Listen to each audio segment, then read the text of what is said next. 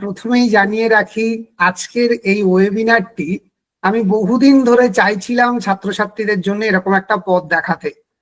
তো আমি সবসময় এটা খুব বিশ্বাস করি যে ঈশ্বর বলে একটি জিনিস আছেন, তুমি যদি মন থেকে কোনো কিছু চাও তো ঈশ্বরও বোধহয় সেই কাজে তোমাকে এগিয়ে নিয়ে যাবেন। তো সেরকমই একটি সূত্রে হঠাৎ করেই অভিকবাবুর সঙ্গে আমার আলাপ, এবং সেখান থেকে আস্তে আস্তে কথা এগোনো, এবং সব মিলিয়ে মানে বলতে পারেন যে একেবারে কাকতালীয় ভাবেই যেন সেই স্বপ্ন পূরণের রাস্তা খুলে দিল। যখন পশ্চিমবঙ্গের বুকে একটা অন্ধকারতম অধ্যায়ের দিকে আমরা এগোচ্ছি আস্তে আস্তে সব দিক থেকে, সেখান থেকে ছাত্রছাত্রীদের বা সকলকে পথ দেখাতে বদ্ধপরিকর বিএসএসিআই, যেটা প্রথম থেকে করে এসছে। এবং খুবই মানে আশ্চর্যের বিষয়, যখনই বিষয়টা আমি শুরু করলাম সঙ্গে সঙ্গে মানে আমি ইউটিউবে একটি ভিডিও করলাম 1 সপ্তাহ আগে, আমার রামনগর কলেজের তরফ থেকে আমার কাছে একটি ফোন আসে, এবং আমাদেরই সকলের প্রিয় গোবিন্দবাবু উনি ফোন করেন এবং আমাকে প্রস্তাব দেন। বিশ্বাস করুন আমার খুব আনন্দ হয়েছিল যে মানে ভগবান এভাবেই বোধহয় মিলিয়ে দেয় সকলকে।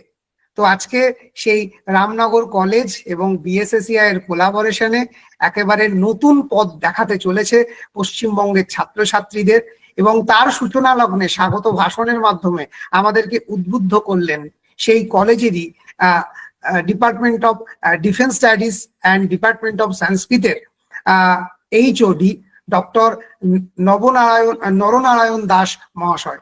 আমি নরনারায়ণ স্যারকে সশ্রদ্ধ প্রণাম জানাই এবং অসংখ্য ধন্যবাদ জানাই আমাদের সকলের তরফ থেকে।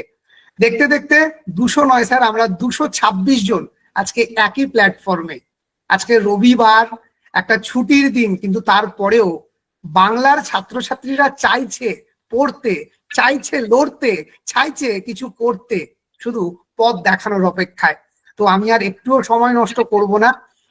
তো কথা সূত্রে অভিকবাবুর একটু পরিচয়টা দিয়ে দিই, যদিও তোমরা সবাই জানো, সর্বজন বিদিত, তবুও অভিকবাবু, আমরা অভিকবাবুর বই দেখেছি যে একজন খুব ভালো লেখক যিনি লেখেন।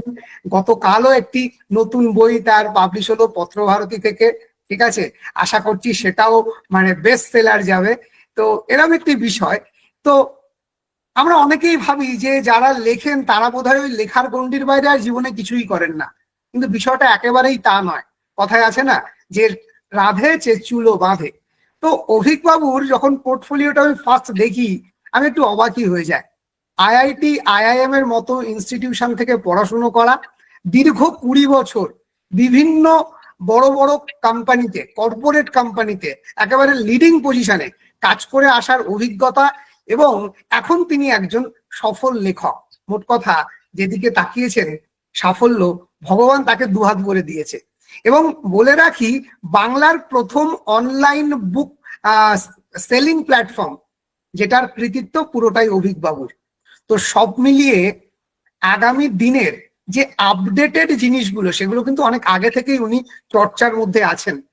তো আজকে আমি অভিকবাবুকে এই দায়িত্বটাই দিয়েছি, আগামী দিনে কি ধরনের চাকরি আসতে চলেছে।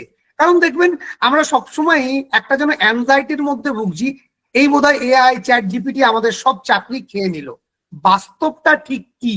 সত্যি কি তাই? নাকি এআই চ্যাট জিপিটির ওপরেও কিছু আছে যেটা মানুষকেই করতে হবে?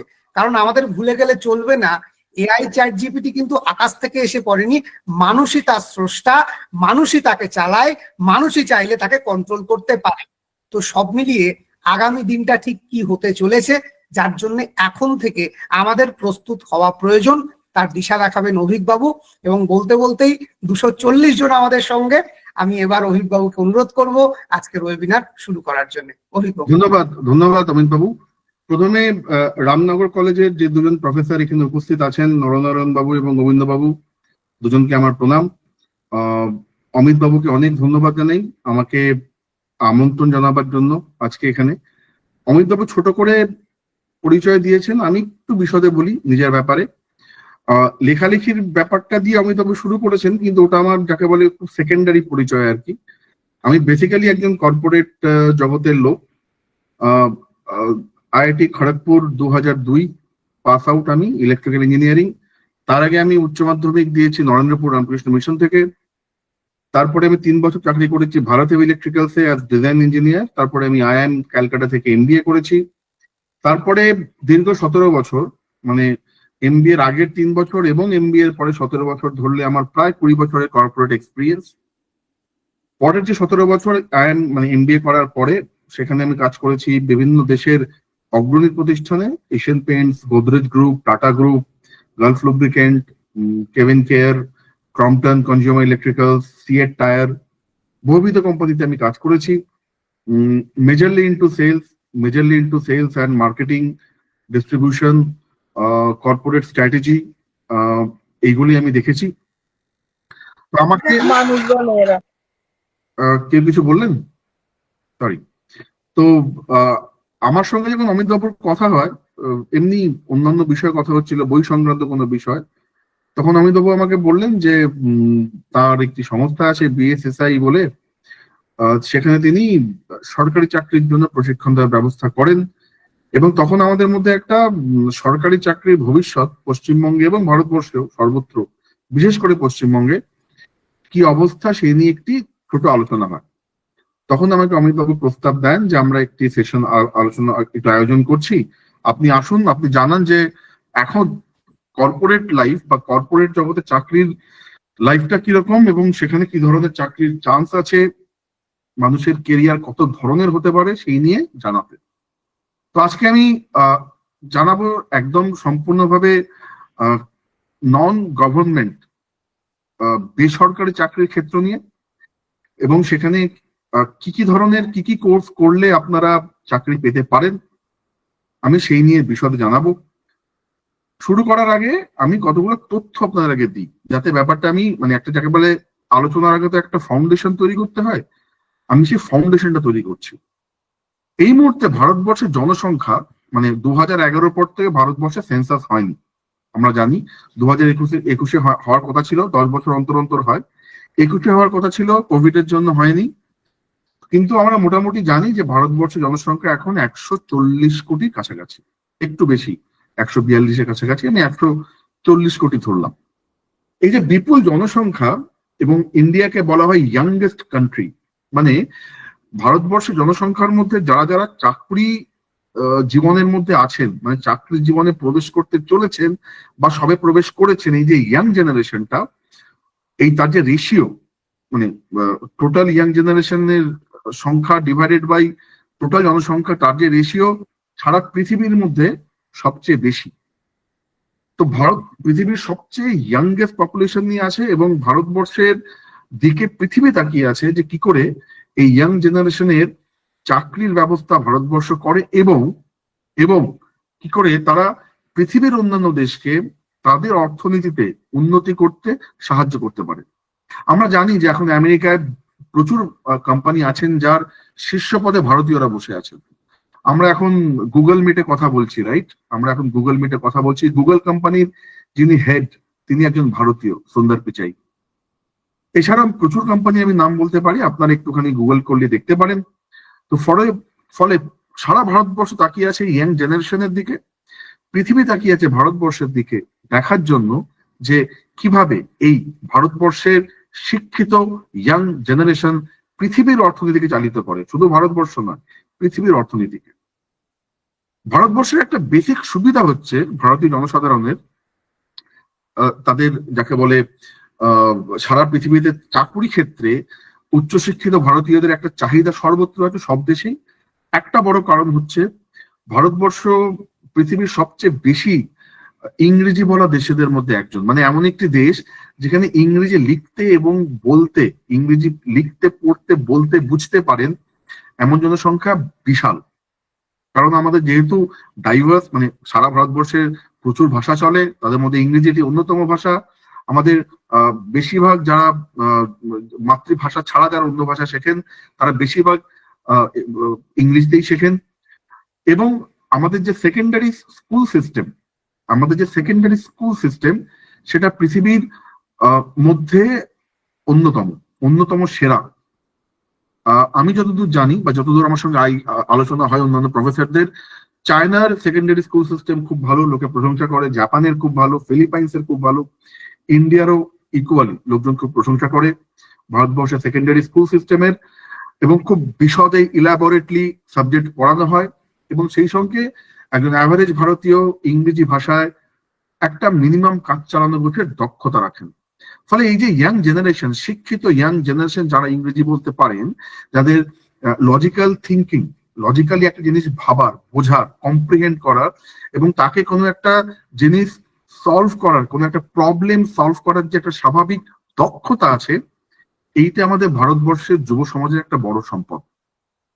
এইটা মনে রাখতে হবে। লোকে বলে জনসংখ্যা নাকি দেশের একটা বোঝা, আমি একদম উল্টো কথা বলি।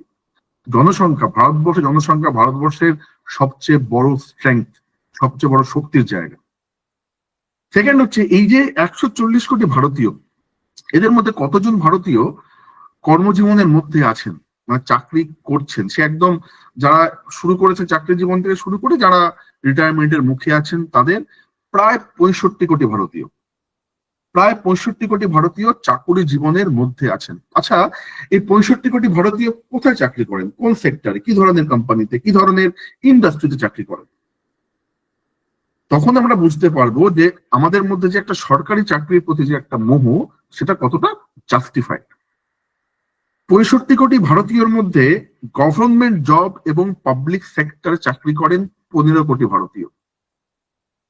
বিভিন্ন রাজ্য বা কেন্দ্রীয় সরকারি চাকরি এবং বিভিন্ন পাবলিক সেক্টর আন্ডারটেকিং যে বিভিন্ন সংস্থা আছে, আমি নিজে ইঞ্জিনিয়ারিং করার পরে একটি পিএসইউতে চাকরি করতাম, ভারত হেভি ইলেকট্রিক্যালস, এই ধরনের সমস্ত কোম্পানি মিলিয়ে 15 কোটি ভারতীয় চাকরি করেন গভর্নমেন্ট জবে বা পিএসইউতে, সরকারি ক্ষেত্রে। আনঅর্গানাইজ সেক্টরে কতজন ভারতীয় কাজ করেন? প্রায় 30 কোটি। আনঅর্গানাইজ সেক্টর কি? যেমন ধরুন আপনার বাড়িতে যে ভদ্রমহিলা ঘর মুছতে আসেন বা রান্না করতে আসেন, আনঅর্গানাইজ সেক্টর। যে মিস্ত্রি ভদ্রলোক আমাদের বাড়ি তৈরি করেন, তিনি একজন আনঅর্গানাইজ সেক্টরের কর্মী। সেই সংখ্যাটা প্রায় 30 কোটি। তাহলে বাকি রইল কত? 20 কোটি। 20 কোটি ভারতীয় বেসরকারি সংস্থায় বা বেসরকারি চাকরি দেয় এমন সংস্থায় কাজ করেন, যেটা কিনা সরকারি সংস্থায় চাকরি করা ভারতীয়র থেকে 5 কোটি বেশি। ভারতবর্ষে 20 কোটি লোক, আমি আনঅর্গানাইজ সেক্টর ছেড়ে দিচ্ছি, যিনি টোটো চালান যে ভাই রাস্তায়, তিনি আনঅর্গানাইজ সেক্টরের একজন কর্মী, আমি তাদের ছেড়ে দিচ্ছি। চাকরি করেন, স্থায়ী চাকরি আছে এমন বেসরকারি ক্ষেত্রে চাকরি করেন সারা ভারতবর্ষে 20 কোটি লোক, আর সরকারি ক্ষেত্রে কত করেন? 15 কোটি লোক। ফলে আপনাকে বুঝতে হবে যে বেসরকারি চাকরির ক্ষেত্রটা সরকারি চাকরির ক্ষেত্র থেকে কত পরিমাণে বেশি বড়। ফলে প্রথমে আমাদের এই যে ব্যাপারটা যে আমাকে সরকারি চাকরি পেতেই হবে এবং বেসরকারি চাকরিতে যাব না, এই ভয়টা তাকে কাটাতে হবে। বুঝতে পারছেন তো? মানে 20 কোটি লোকের জায়গায়, মানে 20 কোটি লোক বেসরকারি চাকরিতে করে কমনে খাচ্ছেন, সংসার প্রতিপালন করছেন, ভালো আছেন, সুখে আছেন। ফলে এই জায়গাটাকে আপনাকে, এই চাকরির জায়গাটাকে কিন্তু আপনার একেবারে, মানে যাকে বলে হেলা ফেলা অশ্রদ্ধা করলে চলবে না। আমরা জানি এখানে যারা আছেন তারা বেশিরভাগই কলেজ স্টুডেন্ট আছেন, রামনগর কলেজের স্টুডেন্ট আছেন, বিএসএফ এর ইআইএস স্টুডেন্ট আছেন, এবং তাদের অনেকেই নেট সেট এসবের জন্য চেষ্টা করছেন, সরকারি চাকুরির চেষ্টা করছেন, শিক্ষকতার জন্য চেষ্টা করছেন। সব ঠিক আছে, সব অসাধারণ, অবশ্যই করুন, কিন্তু মনে রাখতে হবে ভারতবর্ষের এই মুহূর্তে বেসরকারি চাকরির ক্ষেত্রটা কিন্তু সরকারি চাকরির থেকে বেশ বড়। ফলে আপনি কখনোই আপনার কেরিয়ারের দরজা, যদি দুটো দরজা থাকে, একটা সরকারি একটা বেসরকারি, আপনি কিন্তু বড় দরজাটা কখনো বন্ধ করার কথা ভাববেন না। ঠিক আছে? আমাদের বড় দরজাটার কথা বন্ধ করার কথা ভাববেন না। চন্দ্রশেখর, আমি যদি দেখলাম একটা প্রশ্ন করেছেন, আমি প্রশ্ন পড়ে নেব, আগে বলে নি, আমি সমস্ত প্রশ্নের উত্তর দেবো। ঠিক আছে? আগে বলে নি একবার। পরের বিষয়টা দেখুন যে ভারতবর্ষের সবচেয়ে বড় এমপ্লয়ার কে, মানে ভারতবর্ষের কোন সংস্থা, সরকারি হোক বেসরকারি হোক, সবচেয়ে বেশি লোককে চাকরি দেয়। 1 নম্বর জায়গাটা কার? Indian army. ভারতবর্ষের ইন্ডিয়ান আর্মি 14 লাখ সৈন্য, ভারতবর্ষের সৈন্য সংখ্যা 14 লাখ। 14 লাখ লোক ইন্ডিয়ান আর্মিতে চাকরি করেন। প্যারামিলিটারি ফোর্সে চাকরি করেন 10 লাখ। সব মিলিয়ে 24 লাখ লোক। সবচেয়ে বড় এমপ্লয়ার ভারতবর্ষের ইন্ডিয়ান আর্মি।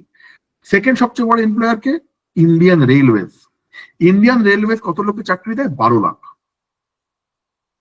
ঠিক আছে, এই দুজন সবচেয়ে বড় এমপ্লয়ার। তাদের বাদ দিয়ে তার পরের যে 5 জন সবচেয়ে বড় এমপ্লয়ার প্রত্যেকে বেসরকারি কোম্পানি। এই ইন্ডিয়ান আর্মি এবং ইন্ডিয়ান রেল বাদ দিয়ে পরের যে 5টি কোম্পানি প্রত্যেকে বেসরকারি কোম্পানি। সবার আগে কি আছে? টিসিএস। আমি পড়ে যাচ্ছি না, একদম নিখুঁত সংখ্যা আমি আপনি বলে যাচ্ছি। টিসিএস চাকরি করেন 6 লাখ, রিলায়েন্স চাকরি করেন 3 লাখ, ইনফোসিস চাকরি করেন 3 লাখ, অ্যাক্সেঞ্চার চাকরি করেন 3 লাখ, লার্সেন এন্ড টুব্রো চাকরি করেন 4 লাখ। তারপরে আরেকটি সরকারি সংস্থা আসছে এসবিআই, সেখানে চাকরি করেন 2.5 লাখ লোক। তাহলে বুঝতে পারছেন যে ভারতবর্ষের বেসরকারি সংস্থা একজন চাকুরিদাতা হিসেবে ভারতবর্ষের গভর্নমেন্ট বা ভারতবর্ষের সরকারি সংস্থার প্রায় সমতুল্য। প্রায় সমতুল্য চাকরির সংখ্যার বিচারে। এত লাখ, এত কোটি লোক চাকরি করে। আবারও বলছি, আপনার সামনে দুটো দরজা, সরকারি চাকরি, বেসরকারি চাকরি। সরকারি চাকরির জন্য চেষ্টা করছেন, তার কিছু কারণ আছে, আপনাদের ধারণা আছে একটা, যে সরকারি চাকরি খুব সেফ চাকরি, সরকারি চাকরি চট করে চলে যায় না, বেসরকারি চাকরি যে কোনো দিন চলে যেতে পারে। আপনি আস্তে আস্তে দেখতে পাবেন যে সরকারি চাকরিতেও কিন্তু হায়ার অ্যান্ড ফায়ার নীতি আসতে শুরু করেছে। এবং যদি আপনি আপনার কাজে দক্ষ হন, তাহলে বেসরকারি সরকারি কোনো কর্মকর্তাই, কোনো সংস্থাই আপনাকে ছাড়াতে চাইবে না। ফলে এই যে একটা সাধারণ ধারণা, আপনার এখান থেকে বেরিয়ে আসতে হবে। কারণ ভারতবর্ষের 20 কোটি লোক সবসময় মাথার উপরে খাড়া ঝুলছে যে কাল আমার চাকরি চলে যাবে, এইভাবে চাকরি করতে পারে না। ফলে এই ধারণাটা সম্পূর্ণ মন থেকে বাদ দিন। এই ধারণাটা সম্পূর্ণ মন থেকে বাদ দিন। ভারতবর্ষের 20 কোটি লোক বিশ্বাস করেন না, আপনার যে এই 287 জন আছেন আপনারাও বিশ্বাস করবেন না। ঠিক আছে, এই গেল আমার প্রথম বক্তব্য। এবারে যদি আমি বেসরকারি চাকরির কথা বলি, তাহলে দু ধরনের ব্রডলি মানে ইন্ডাস্ট্রিকে আমরা দুভাবে ভাগ করতে পারি। একটা হচ্ছে ম্যানুফ্যাকচারিং ইন্ডাস্ট্রি, আর একটা হচ্ছে সার্ভিস ইন্ডাস্ট্রি। ম্যানুফ্যাকচারিং এর মধ্যে কি আছে না, আপনি একটা জিনিস বানালেন, বানিয়ে বাজারে বাজারজাত করলেন, একটা পণ্য দ্রব্য তৈরি করলেন, করে বাজারজাত করলেন। তাহলে কি কি আছে আপনার, আমি লিখেও রেখেছি, ফুড আছে, টেক্সটাইলস আছে, leather, wood, paper, printing, oil and gas, chemical, গাড়ি, ইনফ্যাক্ট যে ল্যাপটপ বা যে মোবাইলে আমরা বসে এই মিটিংটা করছি, সেই মোবাইল বানানো, সবই তার মধ্যে পড়ে। সার্ভিস সেক্টরের মধ্যে কি পড়ে? সার্ভিস সেক্টরের মধ্যে পড়ে হচ্ছে আপনার IT, financial sector, real estate, public admin, health care, tourism, education, এগুলো সব কিন্তু সার্ভিস সেক্টরের মধ্যে পড়ছে। মানে আজকে আমরা যে বিএসএস এর আন্ডারে এসছি, এটাও একটা সার্ভিস সেক্টর। আজকে রামনগর কলেজ যেখানে আপনাদের শিক্ষাদান করছেন, তারা প্রণম্য, সেটাও কিন্তু যদি আমি সেক্টর হিসেবে ভাগ করি, সেটা কিন্তু সার্ভিস সেক্টর, যেখানে আমরা একটা সেবা প্রোভাইড করি, তার বিনিময়ে কিছু অর্থ উপার্জন হয়। ঠিক আছে, এবার যদি আমাকে বলা হয় যে দুটো সেক্টরের মধ্যে দাদা আমি কোথায় যাব এবং আমি কি ধরনের চাকরির কথা আমি ভাববো, তাহলে আমাকে বুঝতে হবে যে এই কোম্পানিগুলোতে মোটামুটি কি কি ধরনের ডিপার্টমেন্ট থাকে এবং সেখানে আমাদের কি কি চাকরি হয় এবং সেগুলো করার জন্য আমাদের কি কি শিখতে হবে। এই হচ্ছে মোদ্দা কথা। যে যদি আমাকে বেসরকারি চাকরি পেতে হয়, দাদা আমায় কি করতে হবে ফাইনালি, এই তো প্রশ্ন। আমার তো এইটা জানার জন্যই আজকে আমরা একত্রিত হয়েছি, কারেক্ট? তার আগে জানিয়ে রাখি, এই যে সমস্ত এতগুলো সেক্টর বললাম, প্রতি সেক্টরে প্রতি বছরই কিছু লোক রিটায়ার করছেন, কিছু লোক জয়েন করছে, কারেক্ট? আমার সরকারি চাকরির ক্ষেত্রে কি দেখি? প্রতি বছর দেখি যে রেলে কর্মী সংকোচন হচ্ছে। রেল আজকে 10,000 লোক অবসর নিয়েছেন, রেল বলছে তার জায়গায় আমরা 2,000-এর বেশি লোক নেব না। আমরা পশ্চিমবঙ্গেও দেখেছি বিভিন্ন সেক্টরে যে আমরা পুলিশের বিভিন্ন কাজ আমরা থার্ড পার্টিকে দিয়ে করাচ্ছি, সিভিক ভলান্টিয়ার দিয়ে করাচ্ছি, রাইট? আমরা পূর্ণ সময় কর্মী সরকার নিয়োগ করছেন না। আমরা দেখছি যে বিভিন্ন সরকারি দপ্তরে যে কজন লোক রিটায়ার করে যাচ্ছেন, সেই পরিমাণ পদ পূর্ণ করা হচ্ছে না। অন্যদের বলা হচ্ছে যে আপনারা এই কাজগুলো ভাগ করে নিন। আমার নিজের বেশ কিছু বন্ধু সরকারি ব্যাংকে আছেন, সরকারি ব্যাংকে যারা আছেন ম্যানেজার লেভেলে, তাদের দুর্দশার কথা শুনলে আপনাদের চোখে জল আসবে। তাদের বেসরকারি কোম্পানির ব্যাংকের থেকে অনেক বেশি পরিমাণ খাটতে হয়। যদি আপনারা মনে করে থাকেন কোনোভাবে যদি মনে করে থাকেন যে দাদা সরকারি চাকরিতে আরাম খুব বেশি, কম পরিশ্রম করতে হয়, তাহলে আপনার থেকে বড় ভুল কেউ করবে না। এখন সরকারি চাকরির যে অবস্থা, যদি চাকরি পান কি না পান সে তো পরের প্রশ্ন, সেই বিষয়ে অমিত বাবু আমার থেকে অনেক বেটার বলতে পারবেন। নেট সেটের কি অবস্থা আপনারাও জানেন, আমিও জানি, নিউজ পেপারে পড়ছি, টেট প্রাইমারি এক্সাম কি হচ্ছে না হচ্ছে আমরা সবাই জানি। যারা ব্যাংকে চাকরি পেয়েছেন এবং যারা সরকারি ব্যাংকে চাকরি পেয়ে ভাবছেন যে এবার তো লাইফটা সেট হয়ে গেল, বড় আরামের চাকরি, সকাল 10টায় যাবো বিকেল 5টায় আসবো, ওই নচিকেতার গান ছিল ম্যাম মুলাজিম হু সরকারি, ওর মতো ভুল গান আর দ্বিতীয়টি হয় না। বিভিন্ন সরকারি ব্যাংকে যে পরিমাণ অল্প কর্মী নিয়ে সরকারি ব্যাংক ম্যানেজাররা কাজ চালান, আপনাদের কোনো আইডিয়া নেই যে কি বিপুল পরিমাণ কাজের চাপ তাদের উপর আছে। তাদের সকালবেলা 9টায় ঢুকতে হয়, রাত 9টায়, মানে সরি, সকাল 9টায় অফিস ঢুকতে হয়, রাত 9টার আগে বাড়ি ঢুকতে পারেন না। আমার নিজের একাধিক বন্ধু আছেন, আমি কি বল, bank of Baroda, bank of Maharashtra, state bank of India, আমি গাদা গুচ্ছের ব্যাংক বলতে পারি। আমরা মজা করি, স্টেট ব্যাংকে গেলেই তো বলে যে দাদা ওখানে লিঙ্ক নেই, লাঞ্চের পরে আসুন। সত্যি লিঙ্ক থাকে না।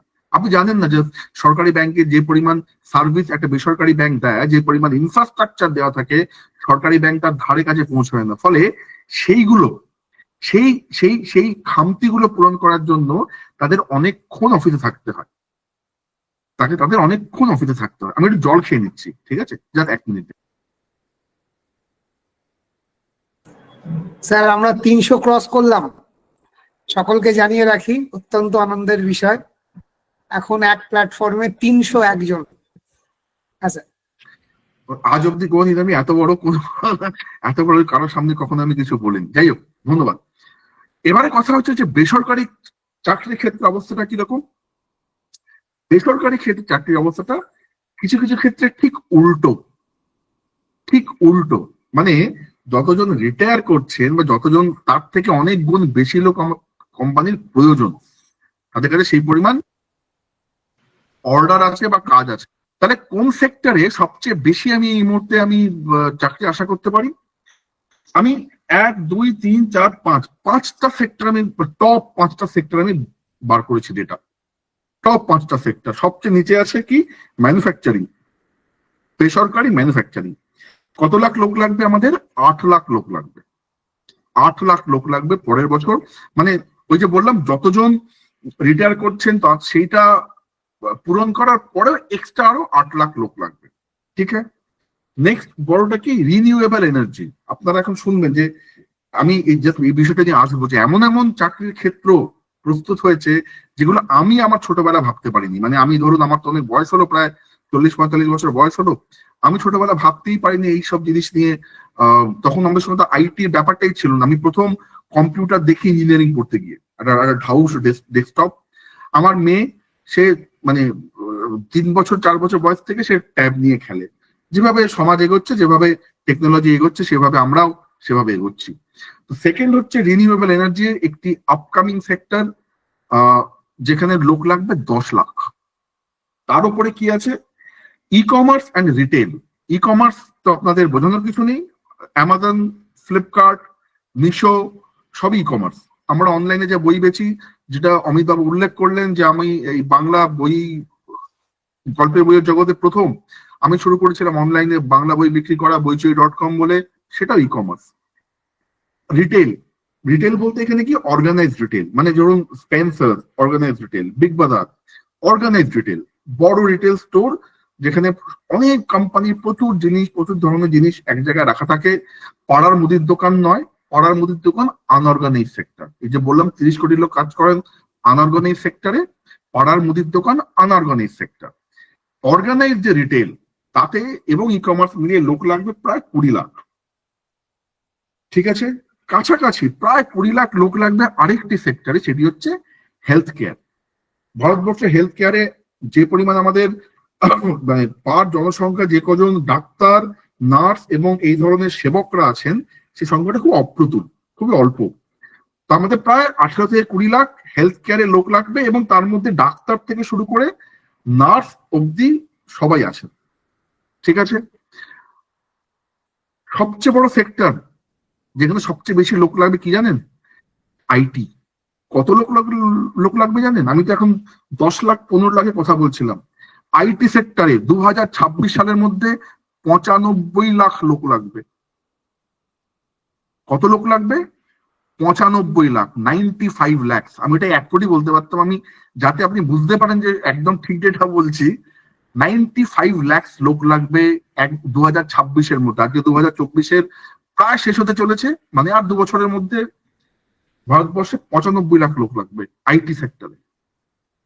এবার আপনারা বলুন, এবার আপনারা সিদ্ধান্ত নিন যে আপনারা শুধুমাত্র কি নেট সেট সরকারি চাকরি যেখানে যার পাবেন কি পাবেন না নিশ্চয়তা নেই, পরীক্ষা হবে কি হবে না, হলে তার কোয়েশ্চেন পেপার লিক করবে কি করবে না, আপনি পাস করেও চান্স পাবেন কি পাবেন না, এত নিশ্চয়তা আছে, সেখানে বেশি আপনার মনোযোগ দেবেন, নাকি সেই সেক্টরে মনোযোগ দেবেন যেখানে 95 লাখ লোক লাগবে? আর এখানে আমরা কতজনের কথা বলছি? 318 জন। মানে আমি, অমিত বাবু, প্রফেসর সাহেব দুজন, 4 জনকে বাদ দিলে 314 জন। এই বিপুল সংখ্যার লোক পাবে কোথেকে কোম্পানিগুলো? এইখানে একটা একটা একটা একটা একেবারে প্রবলেম আছে। প্রবলেমটা হচ্ছে বেসিক, ভারতবর্ষের ইন্ডাস্ট্রি, যে ধরনের স্কিল সেট চাইছে, ভারতবর্ষের যুব সমাজ তাদের শিক্ষা প্রতিষ্ঠানের কাছে সেই ধরনের স্কিল সেট শিখছে না। অন্য কথা বলতে গেলে there is a huge gap between employment and employability. ভারতবর্ষের সবচেয়ে বড় প্রবলেম এখন এমপ্লয়মেন্ট নয়, ভারতবর্ষের সবচেয়ে বড় প্রবলেম এখন এমপ্লয়াবিলিটি। কারণ এই যে 95 লাখ আইটিতে লোক লাগবে, আমি তো হেলথ কেয়ার এগুলো ছেড়েই দিলাম, তাদের বা ই কমার্স, আমি ই কমার্সেরও 10-20 লাখ যদি ধরে নিই, 95 লাখ, কারণ ই কমার্স আইটির মধ্যেই পড়বে, ধরলে 1,05 লাখ, সরি 20 প্লাস 95 কত, 1,15 লাখ। 1,15 লাখ যে লোক লাগবে, তার যা যা স্কিল সেট দরকার, আমাদের কলেজগুলো, আমাদের স্কুলগুলো, সে সে আমি আমি রাজ্য সরকারি স্কুল হোক, কেন্দ্রীয় সরকারি স্কুল হোক, সিবিএসসি হোক, আইসিএসসি হোক, মাধ্যমিক বোর্ড হোক, হিন্দি বোর্ড হোক, যেই হোক, আমরা কি শেখাই? আমরা শেখাই না।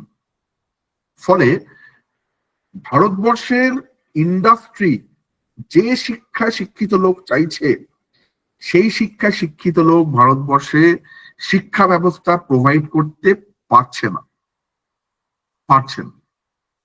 এখানে কি ফলে কিসের দরকার আসে? তাহলে আপনাকে একটা টেকনিক্যাল স্কিল অ্যাকোয়ার করতে হবে। ঠিক আছে, নন সায়েন্স ব্যাকগ্রাউন্ড স্টুডেন্টের কি আইটি সেক্টরে কতটা পোটেনশিয়াল আছে? প্রচুর পোটেনশিয়াল আছে। আমি সমস্ত প্রশ্ন এক এক করে নেব, আমাকে বলতে দিন। প্রচুর পোটেনশিয়াল আছে নন সায়েন্স। আমি বলে দিচ্ছি, বাংলা অনার্সের লোক চাই, আজকে বাংলা অনার্সের লোক চাই আইটি সেক্টরে, যদি সে ভালো কন্টেন্ট রাইটিং লিখতে পারে বা জানতে পারে, তারও আইটি সেক্টরে দরকার আছে। আমাদের বুঝতে হবে যে এখন ইন্ডাস্ট্রি কি চাইছে আর আমরা কি দিচ্ছি ইন্ডাস্ট্রিকে। মানে আমি এখন নিজেকে একজন শিক্ষা ব্যবস্থার অংশ বলে মনে করছি, সেই অর্থে বলছি, যেহেতু আমি অমিত বাবুর আমন্ত্রণে এসেছি। আমি এখন ধরে নিন আমি এখন BSSEI এর লোক, আমার কাছে ইন্ডাস্ট্রির লোকজন ফোন করছে, আমার কাছে আমার কলকাতার আইটি ইন্ডাস্ট্রির সমস্ত বড় বড় কোম্পানি, প্রচুর বড় বড় HR হেড, পদস্থ হেডরা আমার বন্ধু আছেন। সে আপনি PwC থেকে শুরু করে অ্যাকসেঞ্চার বলুন, TCS বলুন, তাদের সঙ্গে আলাপ আছে। তাদের একটি কথা আমার কাছে, অভিক ছেলে পাচ্ছি, অভিক একটা ছেলে দাও। আচ্ছা, তোমার কিসে ছেলে চাই? আমার কাছে ভালো একটা হিস্ট্রি অনার্স করেছে, PhD করেছে হিস্ট্রিতে, বলে ভারতবর্ষের মুঘল পিরিয়ড নিয়ে। বলছে না, আমার তো সেই ছেলে লাগবে না, আমার এমন ছেলে লাগবে যে ফুল স্ট্যাক ওয়েব ডেভেলপমেন্ট জানে, এমন ছেলে দাও। বলছে আমি ইন্টারভিউতে শুধু দেখবো ছেলেটার দুটো চোখ, দুটো কান, দুটো হাত, দুটো পা আছে কিনা, আর কম্পিউটারের সামনে বসিয়ে দেখবো মানে লোকটা কোড করতে পারে কিনা, মানে বেসিক কোডিংটা জানে কিনা। তুমি শুধু এইটুকু করো, আমি চাকরি দেবো। আমি সেই চাকরি দিতে পারছি না, সেই চাকরিও আমরা দিতে পারছি না। ঠিক আছে, এবারে কথা হচ্ছে যে কি ধরনের এখন আইটিতে এখন তাহলে আমি আরো আমার মানে যাকে আমি শুরু করেছিলাম ভারতবর্ষের জনসংখ্যা দিয়ে 140 কোটি, সেখান থেকে কোথায় এলাম? না কত কোটি লোক চাকরি করেন? কোথায় এলাম সেখান থেকে কত কোটি লোক বেসরকারি চাকরি করেন? সেখান থেকে কোথায় এলাম যে কি কি সেক্টরে চাকরি করেন? সেখান থেকে আমি আরো মানে ক্রমশ ন্যারো ডাউন করে চলেছি যে চাকরি বাজারটা কোথায়, এটাকে বোঝাবার জন্য সবচেয়ে বেশি চাকরির ডিমান্ড কোন সেক্টরে আছে? IT sector. সবচেয়ে বেশি চাকরির ডিমান্ড কোথায় আছে? আইটি সেক্টরে আছে। এখন কথা হচ্ছে আইটি সেক্টর চাকরি তো আছে বটে, ওই সেই শরৎচন্দ্রের ভাষায় বলতে গেলে মানে বন্দুক তো আছে বটে, লাউ তো বটে, কিন্তু আনে কে? চাকরি তো আছে বটে, কিন্তু চাকরি দেয় কে? চাকরি দেওয়ার জন্য কোম্পানি বসে আছে।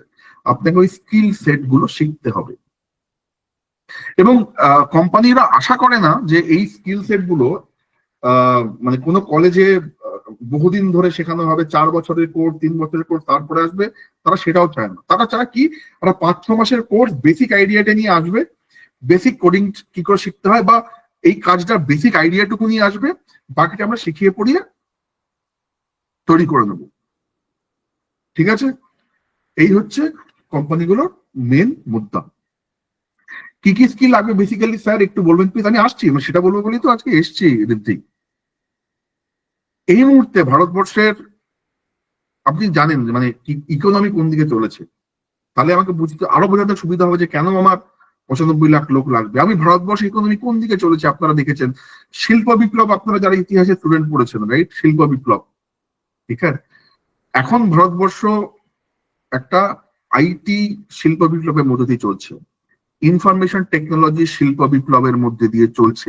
আমরা ভাবতে পারতাম না, আজ থেকে 3-4 বছর আগেও ভাবতে পারতাম না যে বাড়িতে বসে যদি রাত 10টায় আমার একটা কেক খেতে ইচ্ছা করে, আমি একটা অ্যাপ ব্ল্যাঙ্কেটে অর্ডার দিলে আমাকে এক্ষুনি দিয়ে যাবে।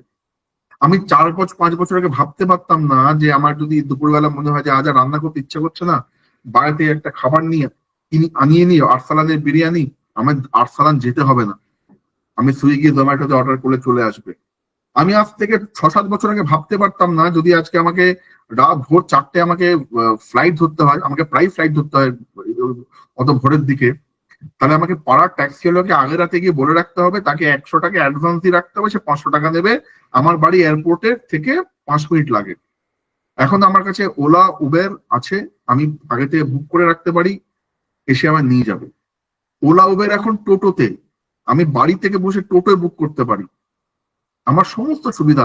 আমি এখন ডাক্তার দেখাতে পারি অ্যাপে। আমি মানে অ্যামাজন ফ্লিপকার্ট তো ছেড়েই দিলাম, বাড়ির টিভি থেকে শুরু করে লোকে কি না কিনছে অ্যামাজন ফ্লিপকার্টে, আমি বাড়ির ডাক্তার দেখাচ্ছি সেটাও অ্যাপে।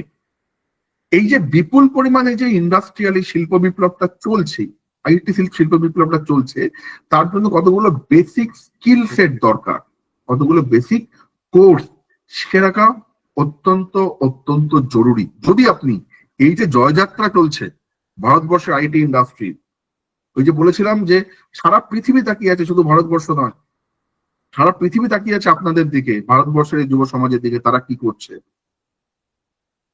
ভারতবর্ষে সবচেয়ে বেশি, ভারতবর্ষে যে জিপে সিস্টেম, আমি একটু আগে ধূপকাঠি কিনতে বেরিয়েছিলাম বাড়িতে পুজো দেবো বলে, ধূপকাঠিটার দাম 10 টাকা, সেটা অব্দি আমি জিপেতে পেমেন্ট করেছি।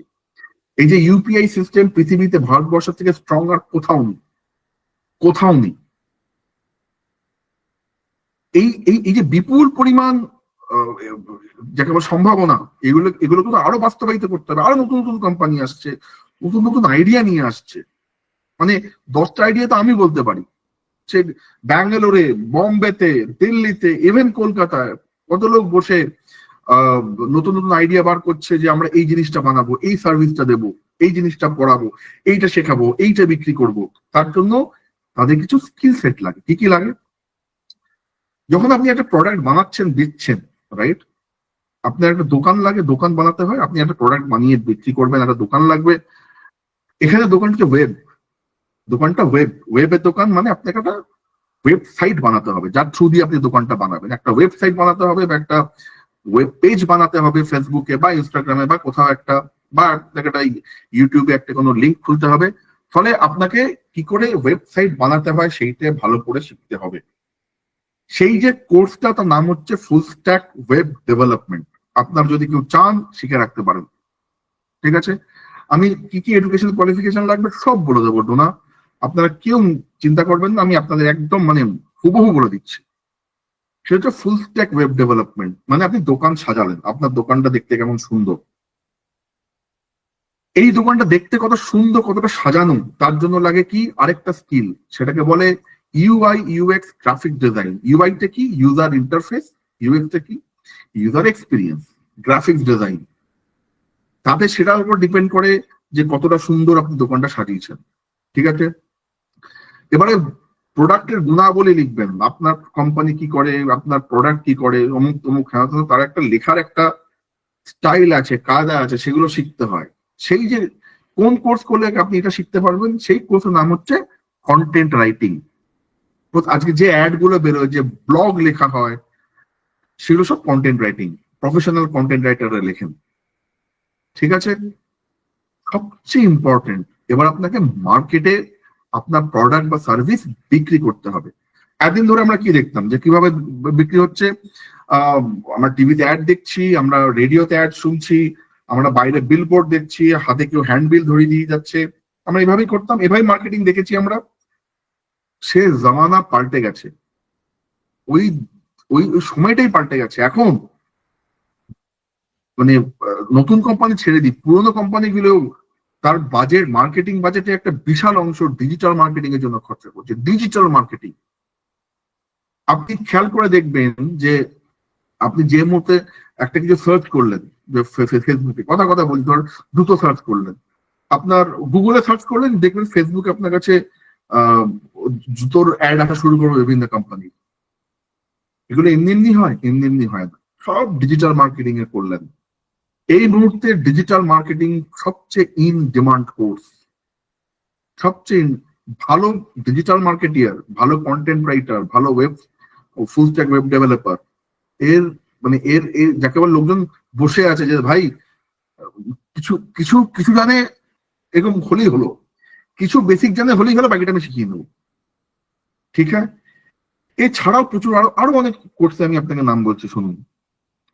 আপনি যখন দেখবেন যে কারোর সঙ্গে কথা বলছেন, মানে হয়তো আপনার স্ত্রীর সঙ্গে বা বন্ধুর সঙ্গে কথা বলছেন, ক্রিকেট নিয়ে কথা বলছেন, কিছু একটা, আপনি দেখবেন ফেসবুকে আপনার কাছে কিন্তু ক্রিকেটের বিভিন্ন রিলস, বিভিন্ন জিনিসপত্র আসা শুরু করে। কি করে না, আপনার ফোনে ফেসবুক আপনার কিন্তু কথা শুনছে, আপনার ওটা ওই নোটিফিকেশনটা বা ওই ওই ওই ওই জায়গাটা অন রাখা আছে।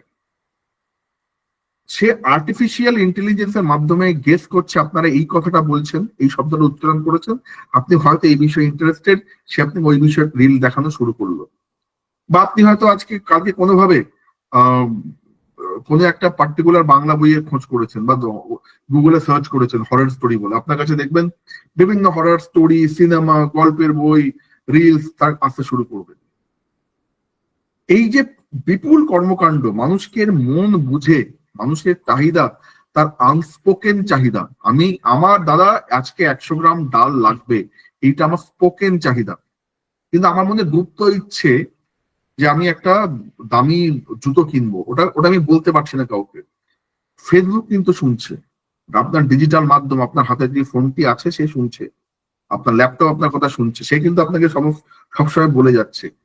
এই যে প্রসেসটা, এটাকে বলে data AI and machine learning, artificial intelligence and machine learning.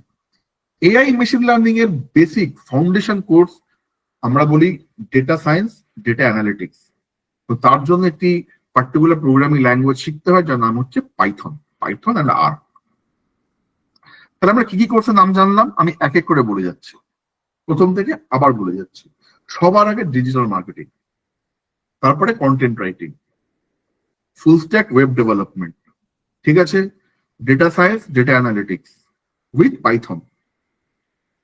ঠিক আছে, এগুলো হচ্ছে ভেরি বেসিক কোর্স। এছাড়াও প্রচুর কোর্স আছে। কি কি কোর্স আছে? যেমন ধরা যাক ক্লাউড কম্পিউটিং, খুব জটিল কোর্স, আরো অ্যাডভান্স লেভেলে। নামটা বলে রাখছি, এখন মনে রাখার দরকার নেই। ডেভঅপস মনে রাখার দরকার নেই। আরেকটা খুব ইম্পর্টেন্ট জায়গা হচ্ছে সাইবার সিকিউরিটি। আরেকটা ইম্পর্টেন্ট জায়গা হচ্ছে সাইবার সিকিউরিটি। সেটা ব্যাপারটা কি না, সাইবার সিকিউরিটি হচ্ছে আপনার যে ওয়েবসাইট বানিয়েছেন সেখানে অন্য কোনো জায়গার লোক, অন্য কোনো কোম্পানির লোক সেটাকে ইয়ে করছে কিনা, ব্রিচ করার চেষ্টা করছে কিনা, আপনার ডেটা চুরি করার চেষ্টা করছে কিনা। ঠিক আছে, সেটা সাইবার সিকিউরিটি। সেটাও একটা খুব ইন্টারেস্টিং জায়গা। ভারতবর্ষে প্রপারলি ট্রেইনড যাকে বলে সাইবার সিকিউরিটি বিশেষজ্ঞ নেই বললেই চলে। ঠিক আছে, আমি এতগুলো কোর্সের কথা বললাম এবং আমি প্রতিটা কোর্সেই বলছি, আমি যে কোর্সের নাম বললাম আমাকে মানে অবিশ্বাস করতে, আমাকে বিশ্বাস করতে একবারও বলছি না, আমাকে অবিশ্বাসও করতে বলছি না। আপনারা জাস্ট এই কাজ করতে করতেই গুগলে সার্চ দিন যে requirement of full stack web developer in Kolkata or in India. আপনি দেখুন আপনার কাছে কটা রিকোয়ারমেন্ট আসে, জাস্ট দেখুন না। মানে আমি জাস্ট 1 মিনিট 30 সেকেন্ড বন্ধ করছি, আপনারা তো আছেন, আপনারা সার্চ করে দেখুন requirement of digital marketing specialist in Kolkata or in India. আপনারা নিজেরা সার্চ করে দেখুন, তাহলে বুঝতে পারবেন যে কি বিপুল পরিমাণ চাকরি অপেক্ষা করে আছে। এবং যে চাকরির জন্য কিন্তু আপনাকে 3 বছর ধরে নেট সেটের জন্য অত প্রিপারেশন নিতে হবে না। কি বলে, বাবার হইলো আবার জ্বর সারিল ঔষধে মুহূর্ত রাখতে হবে না। আপনাকে পাল সাম্রাজ্যের দ্বিতীয় রামপালের পরে কে কে রাজা হয়েছিলেন মুখস্থ রাখতে হবে না, এত কিছু করতে হবে না। যে জিনিস কাজে লাগে বৃত্তিমূলক শিক্ষা, যে জিনিস কাজে লাগে বৃত্তিমূলক শিক্ষা, আমরা শুধুমাত্র সেই শিক্ষার কথা বলছি।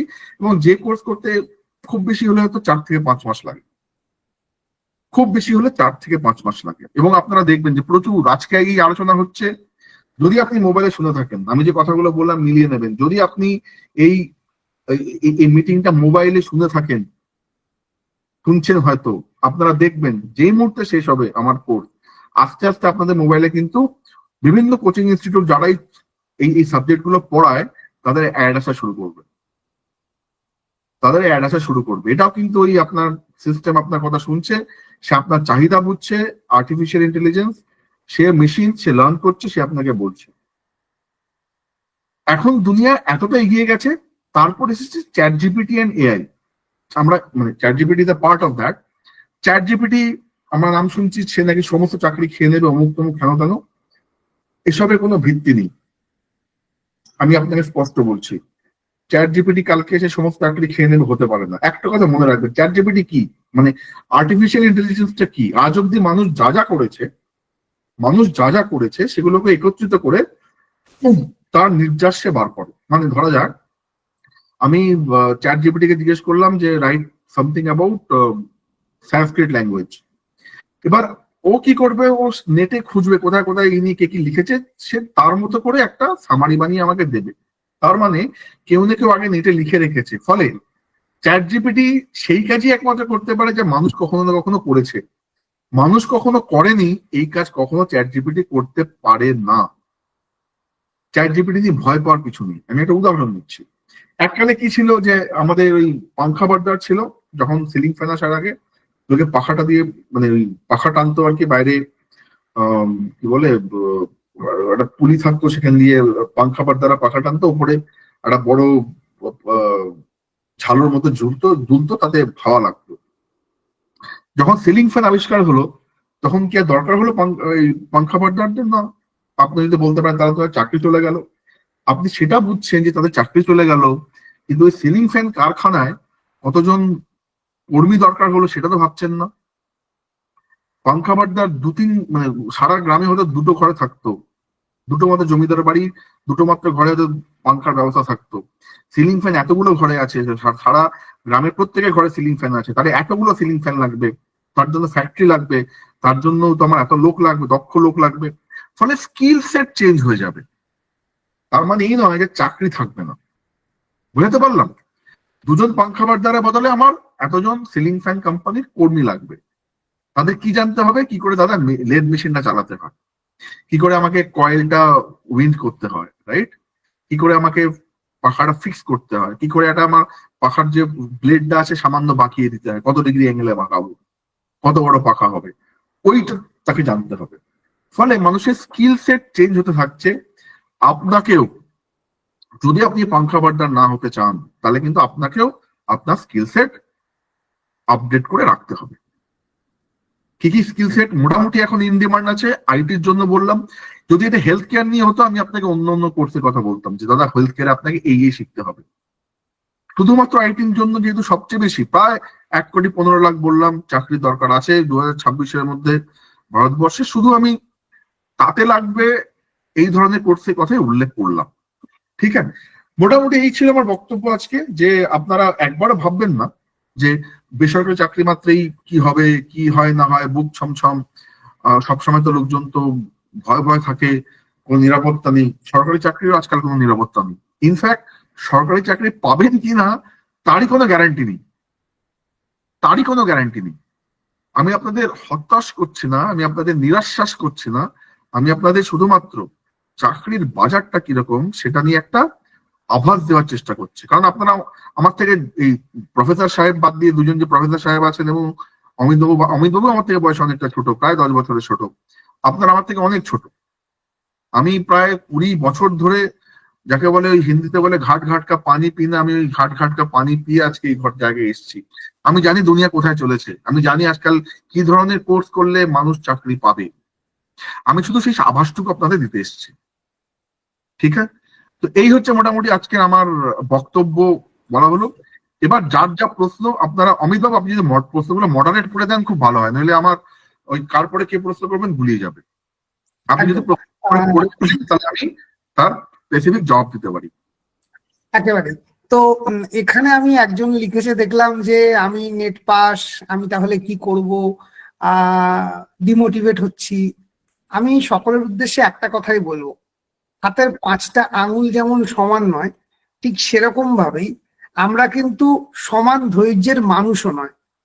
কেউ 3 বছর খাটতে পারে একটা প্রফেসরি চাকরির জন্য, কেউ 7 বছর খাটতে পারে একটা প্রফেসরি চাকরির জন্য, কারোর আবার 3 মাসও সহ্য হয় না যে আমার ইমিডিয়েট একটা চাকরি দরকার। তো এবং আজকের দিনে দাঁড়িয়ে আমি বারবারই একটা কথা বলবো, কোনোটাই অ্যাবসলিউট হয়ে যায়নি, ঠিক আছে? বাট আমরা আগামী দিনে কি হতে চলেছে সেটার একটা আভাস দেওয়ার চেষ্টা করলাম। তো একটা জিনিস বুঝতে হবে, আমাদের জীবনে সবার আগে কিন্তু পেট, ঠিক আছে, জীবন, জীবিকা। তো আমাদের প্যাশন আর পেটের মধ্যে না একটা বড্ড দূরত্ব। মন চাইছে সারাদিন পড়তে, আমি খুব পড়ুয়া, কিন্তু শুধু পড়লে তো পেটে ভাত আসবে না, কাজটাও করতে হবে। তাই বর্তমান যা যুগ আসছে, আমাদেরকে দুটোকেই মেনটেন করতে হবে। যতদিন না স্বপ্নের সেই শিক্ষকতার চাকরি পাচ্ছ, ততদিন এই ধরনের কাজগুলো শিখে তুমি চাইলে ঘরে বসে ফ্রিল্যান্সিং করেও কিন্তু নিজের আর্নিং জায়গাটা তৈরি করতে বলবো। আমি এই বিষয়টা নিয়ে অভিজ্ঞবাবুকে একটু বলার জন্য অনুরোধ করবো, পার্টিকুলার এই জায়গাটা। খুব ভালো প্রশ্ন করেছেন। এখানে কিন্তু কাউকে আমি ডিমোটিভেট করার জন্য এই কথাটা বলিনি। আপনারা নেট সেট করছেন, একেবারে একদম আমি ডিমোটিভেট করার জন্য বলছি না। আমি কি বলেছি, আপনার সামনে দুটো দরজা আছে বাড়ি, আপনার একটা দরজা সরকারি চাকরি, একটা বেসরকারি চাকরি। আপনি বেসরকারি চাকরির দরজাটা বন্ধ করে রাখবেন না, খুলে রাখুন। Point number 1। পয়েন্ট নাম্বার 2, আপনি চাকরি করছেন না, আপনি বসে বসে নেট সেটের মানে প্রিপারেশন নিচ্ছেন। এই যে কোর্স গুলো বললাম, এর মধ্যে এমন কিছু কোর্স আছে, যেমন কন্টেন্ট রাইটিং, এমন একটা কোর্স যেটা আপনি পড়তে পড়তে, আপনি এই জিনিসটা করতে করতে বাড়িতে বসে করতে পারেন এবং উপার্জন করতে পারেন। হয়তো আপনার হাত খরচটুকু উঠে এলো। বুঝতে পারছি। কন্টেন্ট রাইটিং কি আমি আরেকটু বিশদে বলি, তাহলে আপনারা বুঝতে পারবেন। কন্টেন্ট রাইটিং হচ্ছে আপনাকে একটা বিষয় নিয়ে বেশ কিছু জিনিস পড়ে আপনাকে একটা এসে লিখতে হলো, এই হচ্ছে কন্টেন্ট রাইটিং। পাতি কথায়, মানে খুব সহজ ভাষায় বলছি। কন্টেন্ট কি, এই আমি আপনাকে যে কথাগুলো বলছি এটাও একটা কন্টেন্ট। আপনি সিনেমা দেখেন, কন্টেন্ট। আপনি ফেসবুকে পোস্ট করেন, কন্টেন্ট। আপনি ফেসবুক দেখেন, যেগুলো পড়েন সেগুলো কন্টেন্ট। আপনি গান শোনেন, সেগুলো কন্টেন্ট।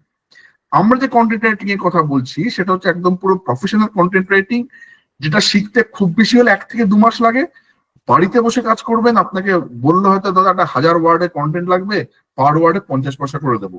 আপনি 1000 ওয়ার্ডের কন্টেন্ট লিখে দিলেন, আপনি 500 টাকা পেলেন, আপনার সন্ধ্যাবেলা ফুচকার খরচটা উঠে এলো। মানে আপনি হয়তো খুব ক্রুডলি কথাটা বলে বোঝালাম, সন্ধ্যাবেলা ফুচকার খরচটা হয়তো উঠে এলো, আপনার হাত খরচটা হয়তো কিছু উঠে এলো। আপনি, এবং যে কটা কোর্সের কথা বললাম তাদের মধ্যে অনেকগুলো কোর্স কিন্তু, অনেকগুলো চাকরি কিন্তু ফ্রিল্যান্সে হয়, অনেকগুলো চাকরি কিন্তু পার্ট টাইম হয়, অনেকগুলো চাকরি কিন্তু ওয়ার্ক ফ্রম হোম হয়। ঠিক আছে, হতোদ্যম হবেন না, আমি বলে রাখছি, প্রস্তুত থাকুন। আমি শুধু প্রস্তুতির কথাটুকুই বলতে এসেছি। অমিতাভ, আপনি যদি প্রশ্নগুলো একটু আমি কিউরেট করে দেন যে কার পরে কোনটা উত্তর দেবো, তাহলে আমি সেই মতো করে উত্তর দিতে পারি।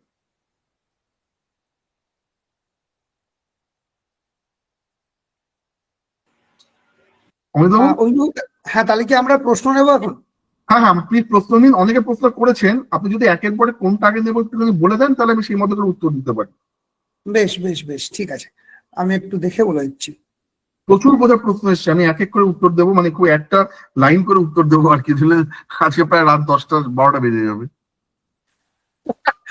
আহ, আহ, এখানে সৌরভ দলায় লিখছেন, স্যার আমি আইটি স্টুডেন্ট, স্যার আমার ফুল স্ট্যাকের নলেজ আছে, স্যার আমি কেমন ভাবে জবের জন্য অ্যাপ্লাই করব? আচ্ছা, দ্য বেস্ট ওয়ে হচ্ছে লিঙ্কডইন। আপনি একটা লিঙ্কডইনে প্রোফাইল বানাবেন, লিঙ্কডইনে প্রোফাইল বানাবেন, আপনার গিট হাবে একটা ভালো প্রোফাইল বানাবেন।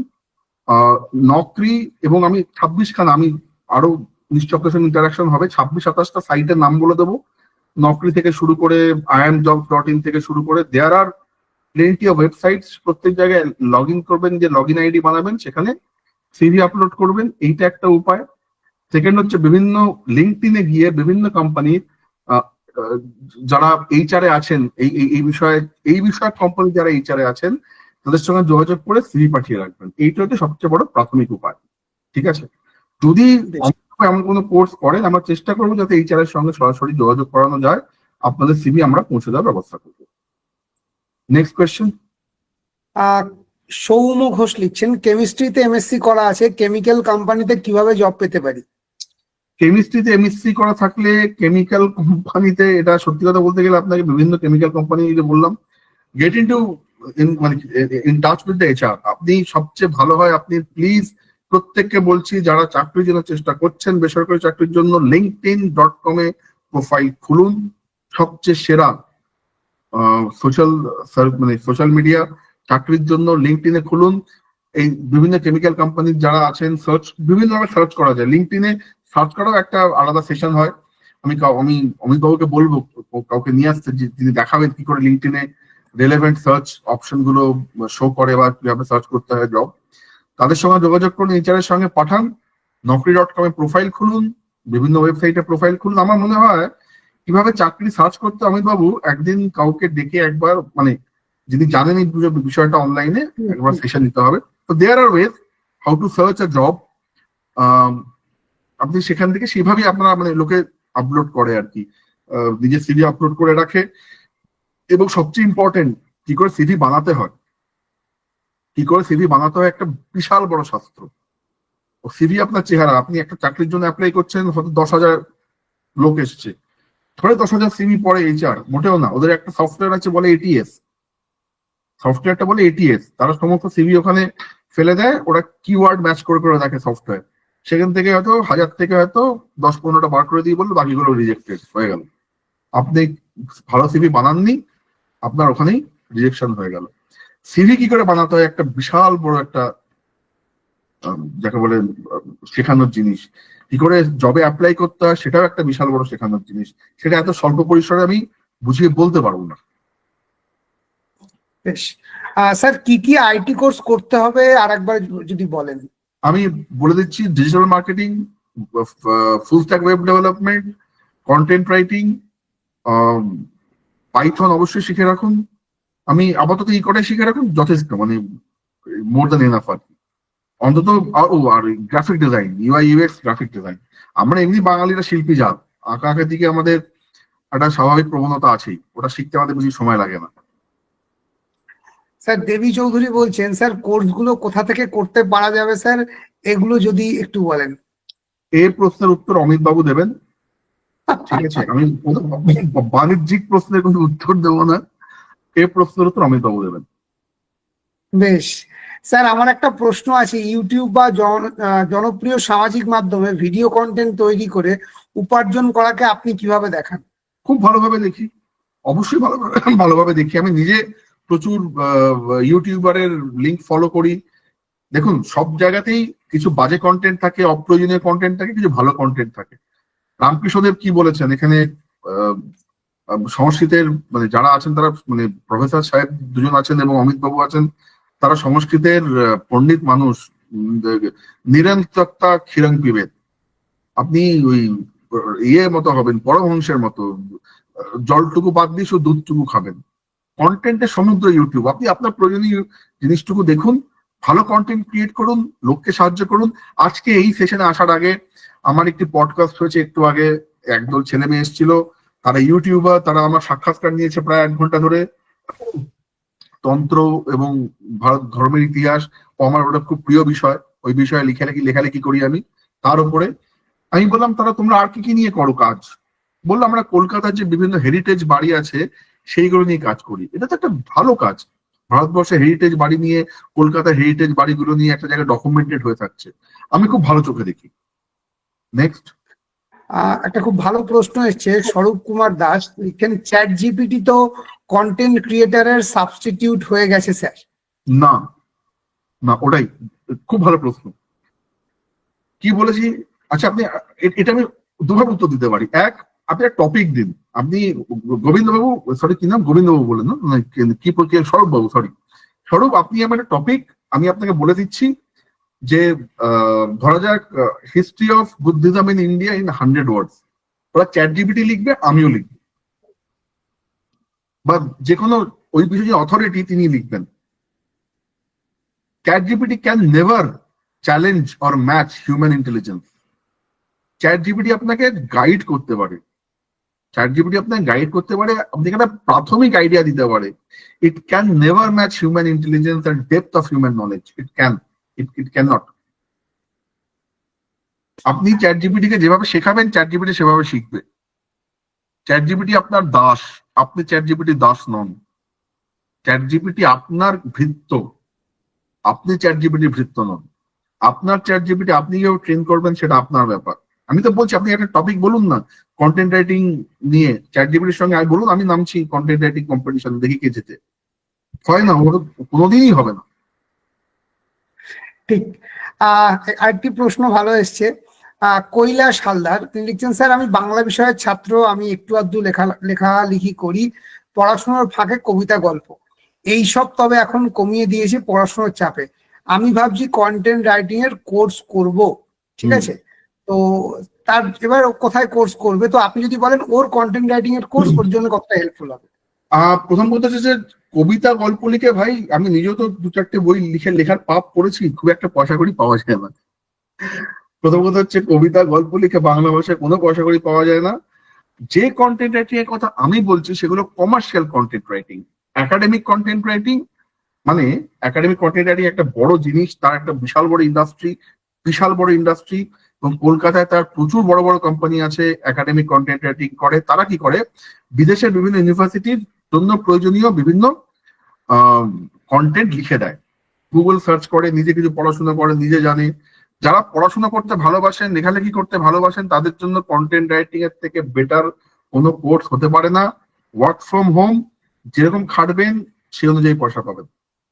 কিন্তু সেটা শিখতে, সেটা কবিতা লেখা নয়, কিন্তু আপনার যে লেখার ফ্লেয়ার আছে, আমি জানি না ফ্লেয়ারের বাংলা কি, আপনার যে লেখার যে ফ্লেয়ারটা আছে, অভ্যেসটা আছে, একটা আইডিয়া আছে, এইটা আপনাকে কাজ করবে, হেল্প করবে এই একাডেমিক কন্টেন্ট রাইটিং এর জন্য। কিন্তু সেটা ইংরেজিতে লিখতে হবে। কিন্তু মানে আলটিমেটলি আপনার তো সাহিত্যের ধারণা আছে, আপনি জাস্ট একবার লেখা মানে প্র্যাকটিস করলে বুঝতে পারবেন। It is very easy. কিন্তু খুব ভালো মানে সুযোগ। যারা জিজ্ঞেস করছিলেন এখানে যে দাদা আমরা তো আর্টস এর স্টুডেন্ট, আমরা কি করব?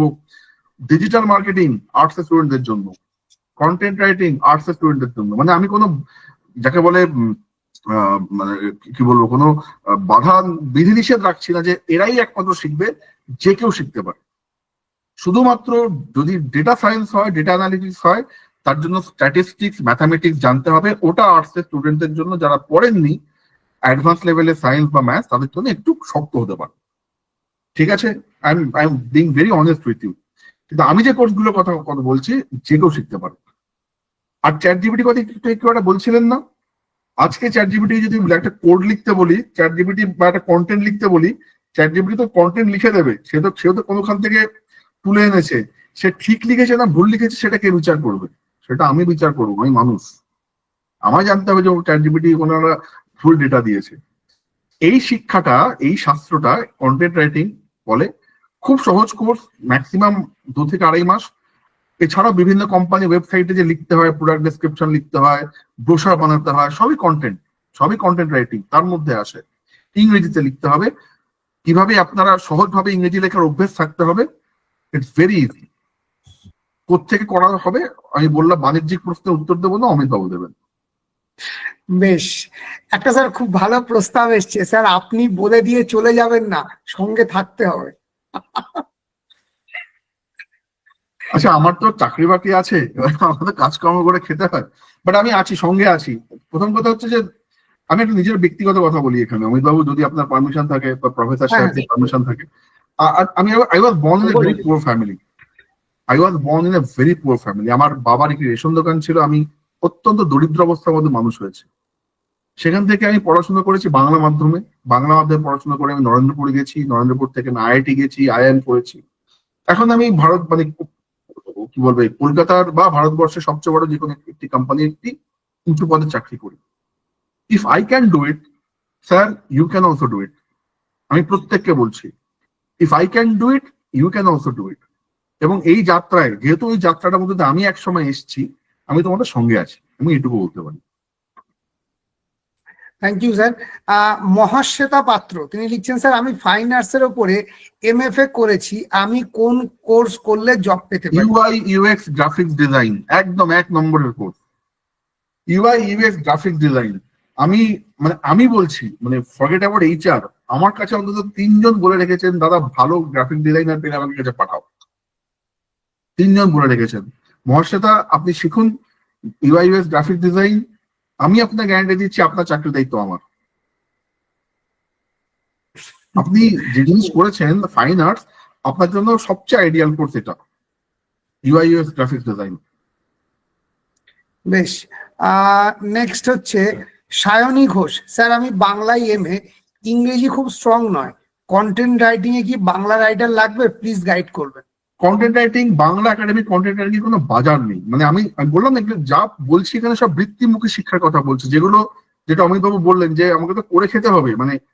আমি আমি আমি যেমন লেখালেখি করে আমার পেট চলে না, আমি সত্যি কথা বলছি, লেখালেখি করে আমার যা টাকা পাই আমার পেট চলে না, আমাকে চাকরি করতে হয়, ঠিক আছে? তো বাংলা কন্টেন্ট রাইটিং এ কিন্তু সেরকম মার্কেট নেই, আমি হতোদ্যম করবো না। তবে আমি যে ইংরেজিটার কথা বলছি সেটা যে খুব কঠিন একদম শেক্সপিরিয়ান ইংলিশ তা নয়। মাধ্যমিকে আমরা যে ইংরেজি লিখতে শিখেছি, মাধ্যমিকে তো আমরা ইংরেজি শিখেছি রে ভাই। উচ্চ মাধ্যমিকে তো আমাদের ইংরেজিতে পরীক্ষা দিতে হয়েছে, ফার্স্ট পেপার সেকেন্ড পেপার।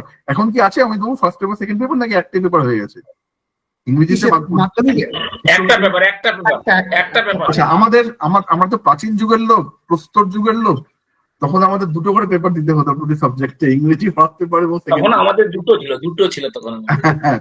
তো আমাদের তো সেসব তো লিখতে হয়েছে একদম সেই সিম্পল ইংলিশ, যে ইংরেজি খবরের কাগজে লেখা হয়, টাইমস অফ ইন্ডিয়া লেখা হয়, ভেরি সিম্পল ইংলিশ, সেটুকু লিখতে জানলেই হবে। এর কোন রকম সাহিত্যিক ইংরেজি দরকার নেই। অতনু জানা বলছেন, স্যার আমার বোটানিতে গ্রাজুয়েট, তাড়াতাড়ি চাকরি পেতে কি কোর্স করতে পারি? আমার মনে হয় যদি বললাম, যদি সায়েন্সে আপনার যেহেতু রুচি আছে, আপনি আপনি সায়েন্সের স্টুডেন্ট, আপনি ওয়েব ডেভেলপমেন্ট শিখুন। যদি আপনার আঁকা আঁকির দিকে, আর্টের দিকে উৎসাহ থাকে, তাহলে আপনি গ্রাফিক ডিজাইন শিখতে পারেন। Digital marketing for everybody, evergreen course. Digital marketing এখন evergreen course, anybody can learn and get a job as soon as possible. Anybody can learn and get a job as soon as possible. আপনি digital marketing শিখতে পারেন। Zoology honours করেছেন আপনি, যদি জানি না, যদি কোথাও ডেটা সায়েন্স, ডেটা অ্যানালিটিক্স এর কোর্স হয়, তাও শিখতে পারেন। মেহবুব জিজ্ঞাসা করছেন, স্যার ফ্রিল্যান্সিং এর কাজ করতে গেলে মিনিমাম কি কি জানতে হবে বা শিখতে হবে বা নলেজ নিতে হবে? সেটা তো আপনি কি বিষয়ে ফ্রিল্যান্সিং করবেন তার উপর ডিপেন্ড করবে। আপনি কি বিষয়ে ফ্রিল্যান্সিং করবেন তার উপর ডিপেন্ড করবে না। আপনি যদি ডিজিটাল মার্কেটিং এ ফ্রিল্যান্সিং করতে চান, তাহলে আপনাকে ডিজিটাল মার্কেটিং শিখতে হবে। আপনি যদি কন্টেন্ট রাইটার হিসেবে ফ্রিল্যান্সিং করতে চান, আপনাকে কন্টেন্ট রাইটিং শিখতে হবে। আপনি যদি অ্যাজ এ ওয়েব ডেভেলপার হিসেবে ফ্রিল্যান্সিং করতে চান, তাহলে আপনাকে ওয়েব ডেভেলপমেন্ট শিখতে হবে। আপনি যা শিখবেন তার উপরে ফ্রিল্যান্সিং করবেন না। কৃষ্ণা বিশ্বাস লিখছেন, স্যার আইটি সেক্টরে জবের এজ লিমিট কত? মোটামুটি 25-30 মোটামুটি ধরে। 30-এর বেশি হলে একটু গাইডমি করে বটে, বাট যদি দেখা যায় যে না ঠিক আছে, নলেজ ভালো, একে দিয়ে ভালো কাজ হবে, তাহলে চাচামেচি খুব একটা করে না। বিদেশে অনেক জায়গায় শুনছি আজকাল মানে লোয়ার লিমিটে উঠিয়েই দিয়েছে, মানে পড়াশোনার ডিগ্রির দরকারই নেই, শুধু দেখছে ভাই কোডিং করতে পারি কিনা, মানে ক্লাস 10-এর ছেলে পেলে চাকরি করে পেয়ে যাচ্ছে আর কি, যদি সে একটা বিশেষ জায়গায় খুব ভালো পারদর্শিত থাকে। মোহন মন্ডল বলছে, স্যার সোশ্যাল মিডিয়া মার্কেটিং কোর্সটা করলে কি জব পাওয়া সম্ভব? সোশ্যাল মিডিয়া মার্কেটিং বলে কোনো কোর্স হয় না। Social media marketing digital marketing একটা ইম্পর্টেন্ট পার্ট। ডিজিটাল মার্কেটিং অনেকগুলো পার্ট আছে, একটা হচ্ছে এসইও, সার্চ ইঞ্জিন অপটিমাইজেশন, একটা হচ্ছে এসএমএম, সোশ্যাল মিডিয়া মার্কেটিং, এছাড়াও প্রচুর পার্ট আছে, গুগল অ্যাডওয়ার্ডস আছে, গুগল ডেটা অ্যানালিটিক্স আছে, প্রচুর পার্টস আছে। ও তার মধ্যে একটা পার্ট হচ্ছে সোশ্যাল মিডিয়া মার্কেটিং। শুধু ওটা শিখলে হবে না, আপনাকে পুরো ডিজিটাল মার্কেটিং এর কোর্সটা শিখতে হবে। অনির্বাণ ওঝা বলছেন, স্যার আমার হিস্ট্রি অনার্স করা আছে, আমি কি ধরনের জব অ্যাপ্লাই করতে পারবো? ওই যে বললাম, digital marketing evergreen for everybody, anybody and everybody can learn. Content writing arts এর স্টুডেন্টের জন্য সবচেয়ে ভালো কোর্স হচ্ছে এই দুটো। যদি কারো আঁকাআঁকির দিকে অভ্যেস থাকে বা পছন্দ করেন, ডিজাইন করা পছন্দ করেন, গ্রাফিক ডিজাইন আছে। যারা সায়েন্সের স্টুডেন্ট এবং যারা ওই ধরনের কাজ করতে পছন্দ করেন, তারা data analytics, data science, Python আর এসব নিয়ে কাজ করতে পারেন।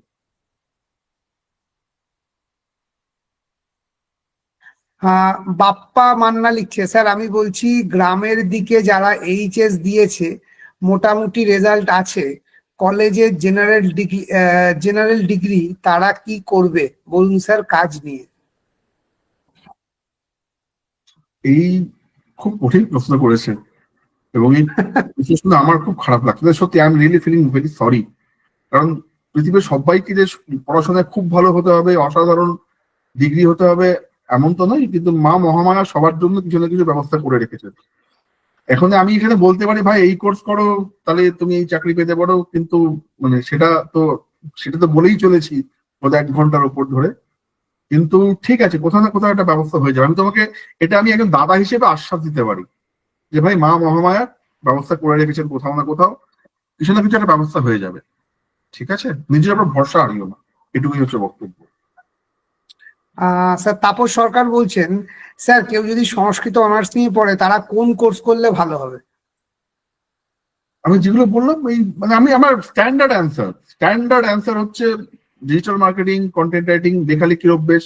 সংস্কৃত নিয়ে পড়েছেন মানে ভাষার উপরে ভালো দখল আছে নিশ্চয়ই, সেটা আপনার কাজে লাগবে। এবং সংস্কৃত খুব স্ট্রাকচার্ড এবং সাইন্টিফিক ল্যাঙ্গুয়েজ, আপনার যথেষ্ট হেল্প করবে আমার মনে হয়। অমিত বাবু, আমার যারা বেশিরভাগ প্রশ্নই আমার স্ট্যান্ডার্ড উত্তর হচ্ছে যারা ডিজিটাল মার্কেটিং এবং কন্টেন্ট রাইটিং এটা শিখলে ভালো হয়। স্যার একটা অন্যরকম প্রশ্ন এসছে, শোভন দিনদা লিখেছে, স্যার এআই কি ভালো না খারাপ? পৃথিবীতে না বিজ্ঞানের অগ্রগতি কেউ আটকাতে পারবে না, ভালো খারাপের কথা বলতে পারেন। আমি একটা কথা বলি, মিস্টার দিন্দা, কি শোভন দিন্দা, শোভন, মানুষ যখন প্রথম ছুরি আবিষ্কার করে তখন কি ভেবেছিল যে এটা ভালো না খারাপ? এই একই ছুরি দিয়ে আমি ফসল কাটি, মানে বা ছুরি বা দা যাই হোক, আমি ফসল কাটি, সেই ফসল আমার উদর পূর্তি করে। একই ছুরি দিয়ে আমি ফল কাটি, তরি তরকারি কাটি, সেই রান্নাকে উদর পূর্তি হয়। একই ছুরি দিয়ে ডাক্তার রোগীর চিকিৎসা করেন, রোগীর প্রাণ বাঁচে। এবং একই ছুরি দিয়ে মানুষ খুন করে। দোষটা কার? ছুরির না যে হাত ছুরিকে ধরে আছে তার? ফলে এআই ভালো না খারাপ সেটা প্রশ্ন নয়, আমরা মানুষ যারা আমরা এআই কে বানিয়েছি, আমরা এআই কে কিভাবে ব্যবহার করছি সেটা বিচার্য। প্রথম যখন পরমাণু বোমার আবিষ্কার হয় তখন রাশিয়ান বিজ্ঞানী, আমি নামটা ভুলে যাচ্ছি, ক্যাপিউসা বা সামথিং, তিনি একটা অসাধারণ মন্তব্য করেছিলেন। বলেছিলেন যে যারা পারমাণবিক শক্তি বলতে শুধুমাত্র বোমার কথাই ভাবেন, তারা বোধহয় ইলেকট্রিসিটি বলতে শুধু ইলেকট্রিক চেয়ারের কথা ভাবেন। পারমাণবিক শক্তি দিয়ে তো মানে অনেক কিছু করা যায়। মানুষ বোমার কথা ভেবেছে মানুষের প্রবৃত্তি, এআই দিয়ে মানুষ আবিষ্কার করেছে মানুষের প্রবৃত্তি, মানুষ তাকে কিভাবে ব্যবহার করবে, ভালো কাজে না খারাপ কাজে। কিন্তু বিজ্ঞানের অগ্রগতিকে তো আটকে রাখা যাবে না। এআই এসছে, কালকে তার থেকে অনেক বড় কিছু আসতে পারে। রোবোটিক্স অলরেডি চলে এসছে, এআই রোবোটিক্স একসঙ্গে হাত দিলে আমি জানি না, কালকে হয়তো আমার জায়গায় একটা রোবট বসেই লেকচার দিতে পারে আপনাকে। একদম, এখন তো এআই সেলিব্রিটি ইনফ্লুয়েন্সারও হয়ে গেছে। হ্যাঁ, কাইন্ড অফ। হ্যাঁ। আচ্ছা, ঐশ্বরিয়া মল্লিক তিনি লিখছেন, স্যার একটা প্রশ্ন আছে, আমি বর্তমানে সাহিত্য নিয়ে মাস্টার্স করছি, নেট সেটের জন্য প্রস্তুতি নিচ্ছি, এর পাশাপাশি আর কি কি করলে ভালো হয় বর্তমান পরিস্থিতি অনুযায়ী এবং ভবিষ্যতের কথা মাথায় রেখে? আমি এই গত 1 ঘন্টা ধরে আমি সেই প্রশ্নটারই অ্যাড্রেস করেছি আর কি, সেটাই বলেছি। আপনি আরেকবার যদি রেকর্ড করা থেকে শুনুন, আই বিলিভ আপনি উত্তর পেয়ে যাবেন। পূজা দে লিখছে, স্যার ডিজিটাল মার্কেটিং এর স্যালারি কেমন? ডিপেন্ড করে আপনি কতটা শিখছেন, কোন কোম্পানিতে কি লেভেলে ঢুকছেন। ইট ক্যান স্টার্ট ফ্রম 8,000 থেকে 10,000 থেকে শুরু করে 15,000 20,000 এরকম এন্ট্রি লেভেলের কথা বলছি। আর যদি সেরকম যদি মানে নলেজেবল লোক হয়, 40-50 হাজার টাকা কোনো ব্যাপার না। নর্মালি সাধারণ ডিজিটাল মার্কেটিং যারা শিখেছেন, যারা একদম খুব ছোট কোম্পানিতে, আমি না মানে খুব বড় বড় আশা দেখাই না, বড় বড় রঙিন ফানুস ভাই প্রথম দিন থেকে 1 লাখ টাকা চাকরি, নো। আমি একদম মার্কেটের সিচুয়েশন আমি আপনাকে জানাচ্ছি। খুব ছোট কোম্পানি, আমি একদম সবচেয়ে খারাপ দিকটাই দেখাচ্ছি আর কি। খুব ছোট কোম্পানি ডিজিটাল মার্কেটিং অ্যাসোসিয়েট হিসেবে আপনি ঢুকবেন, আপনার স্যালারি 8 থেকে 12, ম্যাক্সিমাম 15, একদম এন্ট্রি লেভেলের কথা বলছিলাম। ঠিক আছে, এরপর যত শিখবেন তত আপনার স্যালারি বাড়বে, যত সুইচ করবেন অন্য কোম্পানিতে তত আপনার স্যালারি বাড়বেন, এর কোনো লিমিট নেই। এরপর লিখছে, স্যার কোর্সের কথা বুঝেছি, বাট স্যার সেটা শিখতে ফ্রিল্যান্সিং, সেটা শিখে ফ্রিল্যান্সিংটা কিভাবে করব, যদি একটু গাইডেন্স করেন, আসলে অনেক ভুলভাল ভিডিও আসে ফ্রিল্যান্সিং নিয়ে। হ্যাঁ, না ফ্রিল্যান্সিং কোত্থেকে কিভাবে ফ্রিল্যান্সিং জব পাওয়া যায় সেটাও আমার মনে হয় অমিতবাবু আপনি এদের জন্য মানে যারা এই কাজগুলো করেন, কি করে সিভি বানাতে হয়, কি করে ইন্টারভিউ দিতে হয়, মানে ইন্টারভিউ কি করে দিতে হয় আমি শেখাতে পারি। আমার 2 ঘন্টার নিচে আমি বিভিন্ন কলেজে কোর্স নিই, কি করে সিভি বানাতে হয়, কি করে জব সার্চ করতে হয়, কি করে ফ্রিল্যান্সিং জব খুঁজতে হয়, এর একটা বোধহয় একটা সেশন নিলে এক এক করে বেটার হয়। একদম স্যার, এখান থেকে যা বুঝতে পারছি এই নিয়ে দিতে পারি, কারণ আমি সেটা নিয়ে থাকি বিভিন্ন কলেজে, বিভিন্ন ওই 2 সপ্তাহ আগেও কলকাতার একটা এমবিএ কলেজে গেছিলাম সেশনটা নিতে। তো বাকিগুলো মনে হয় অনেকের এই প্রশ্ন থাকবে যে কি করে এই জিনিসটা করা যায়। বেশ বেশ। একজন লিখছে, স্যার সেলফ কনফিডেন্স কিভাবে বুস্ট করা যাবে যে কোনো ফিল্ডে, ইন্টারভিউ হোক বা আদার্স ফিল্ড? সেলফ কনফিডেন্স কি করে বুস্ট করা যাবে, এটা না আমি বোধহয় সঠিক লোক নিয়ে উত্তর দেওয়ার, এটা যারা বিহেভিয়ারাল সায়েন্স নিয়ে কাজ করেন তারা ভালো বলতে পারবে। প্রসেস আছে, আমি জানি প্রসেস আছে কি করে এটাকে বুস্ট করা যায়, but I am not a right person, মানে আমার ওই বিষয়ে এক্সপার্টাইজ নেই। যে বিষয়ে আমার এক্সপার্টাইজ নেই সে বিষয়ে আমি উত্তর দেবো না। করা যায় আমি জানি, বিহেভিয়ারাল এক্সপার্ট আছেন যারা করান, এটাও আমি জানি, এটুকু বলতে পারি। তৃষ্ণা বিশ্বাস, স্যার ওয়ার্ক ফ্রম হোম জবের জন্য কোন কোর্স ভালো হবে? কন্টেন্ট রাইটিং, আনডাউটেডলি, চোখ বন্ধ করে। বেশ। স্যার আবার বাবা, স্যার আমি স্যার আমার একটি প্রশ্ন, আমি এখন বিএ 3য় বর্ষে সংস্কৃত বিভাগের ছাত্র, আমি এখন থেকে নেট সেট কম্পিটিটিভের প্রিপারেশন নিচ্ছি। স্যার অ্যাকচুয়ালি আমার ড্রিম কলেজের প্রফেসর হওয়া, কিন্তু পরিস্থিতির উপর ভিত্তি করে কম্পিটিটিভও নিচ্ছি, দুটোই স্যার এতে কি আমার ভালো হবে? ইংলিশটাও অবশ্যই ভালো হবে। শিখেছি, আমি 3 বছরে কি পরিস্থিতি স্বাভাবিক হবে? এই 3 বছরে কি হবে সেটা পলিটিক্যাল লিডারও বলতে পারছেন না ভাই, আমি কোত্থেকে বলবো? ফলে আমি এটা বলতে পারবো না, বাট ইয়েস যেটা আপনি করছেন অবশ্যই করবেন, কখনোই নিজে যে চেষ্টা করে যাচ্ছেন এটা ছাড়বেন না, হাল ছাড়বেন না, যেন আমাদের যেন কাঁধ যেন ঝুলে না যায়। এটা তো জীবনে একটা যুদ্ধ, এই যুদ্ধে আমাদের জিততে হবে। এখানে আমি আছি, অমিতবাবু আছেন, গোবিন্দ স্যার আছেন, নরনারায়ণ স্যার আছেন, আমরা আছি হেল্প করার জন্য। যুদ্ধটা তোমাকেই লড়তে হবে, তোমাকেই জিততে হবে, আমরা হাতে অস্ত্র ধরে দেওয়ার জন্য আছি। কিন্তু যদি তোমার মনে হয় তুমি হাল ছেড়ে দেবে তাহলে কিছু করার নেই, হাল ছাড়া চলবে না ভাই। কি অমিতবাবু? একদম একদম, কোনো মুহূর্তেই হাল ছাড়া যাবে না, হাল ছাড়া যাবে না, যতদিন জান আছে ততদিন হালটা ধরে রাখতেই হবে। একদম একদম। বেশ। সোহিনী মহান্ত প্রশ্ন করছে, স্যার গ্রাফিক্স ডিজাইনের কোর্স করতে কিরকম সময় লাগে, আর এটা কি ওয়ার্ক ফ্রম হোম করা যায়? হ্যাঁ, এটাও ওয়ার্ক ফ্রম হোম করা যায়। মোটামুটি গ্রাফিক ডিজাইনের কোর্স বেসিক লেভেলে কাজ চালানো বোঝা শিখতে 3 থেকে 4 মাসের কোর্স লাগে। মানে আমি 3 থেকে 4 মাস বলছি এই কারণে যে প্রতি সপ্তাহে 2 ঘন্টার ক্লাস, 2টো ক্লাস 2 ঘন্টা 4 ঘন্টা, মাসে 16, 48 ঘন্টা, 3 মাস 48 ঘন্টা, 48-50 ঘন্টার কোর্স করলে যথেষ্ট। হ্যাঁ, এটা তো ওয়ার্ক ফ্রম হোম করা যায়, ইয়েস করা যায়। স্যার অরিত্র ঘোষ বলছেন, হ্যাঁ স্যার কাইন্ডলি ফ্রিল্যান্সিং এর একটা আলাদা সেশন করলে ভালো হয়, কারণ এটা হলে পাশাপাশি চাকরির কোচিং করতে একটা সাপোর্ট পাবো। ঠিক আছে, এটা তাহলে আমি দেবো, আপনি দেখুন, আমিও খোঁজ করছি। একদম একদম। যদি কোনো এরকম বিশেষজ্ঞ থাকেন, I'll let you know. বেশ বেশ sir, web design and graphics design করলে সুবিধা আছে? চঞ্চল সাহা বলছে। একদম, মানে এটা ওয়েব ডিজাইন এবং গ্রাফিক ডিজাইন দুটো একসঙ্গে শিখলে ইটস লাইক আমি দোকানও বানিয়েছি, দোকানটাকে দেখতে কত ভালো লাগবে সেটাও সাজাচ্ছি।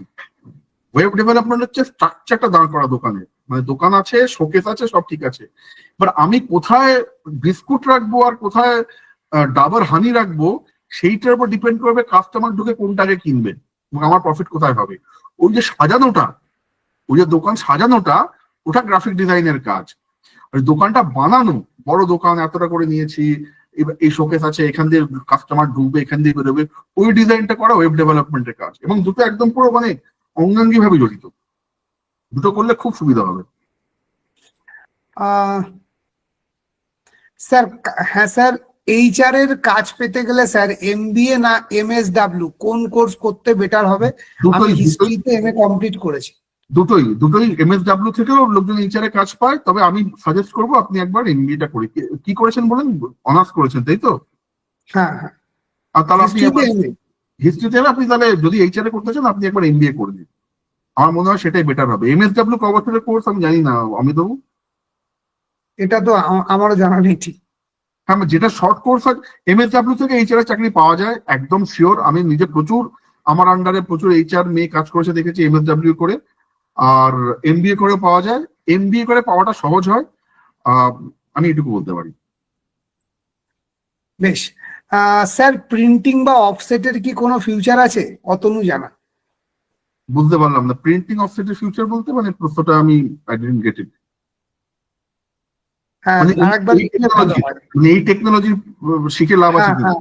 অবশ্যই লাভ আছে, কারণ এখন অব্দি তো ছাপা বই তো চলছে, সে পড়ার বই হোক গল্পের বই, ফলে এই টেকনোলজি শিখে অবশ্যই লাভ আছে। এবং সত্যি কথা বলতে গেলে প্রিন্টিং টেকনোলজিও কিন্তু এমন একটা জায়গা যেখানে শিক্ষিত লোক খুব বেশি পাওয়া যায় না। আমি এককালে নিজে প্রকাশক ছিলাম, অল্প ছেড়ে দিয়েছি এখন। নিজে দেখেছি প্রিন্টিং টেকনোলজি কিন্তু ভালো লোক পাওয়া যায় না। ইয়েস, লাভ আছে।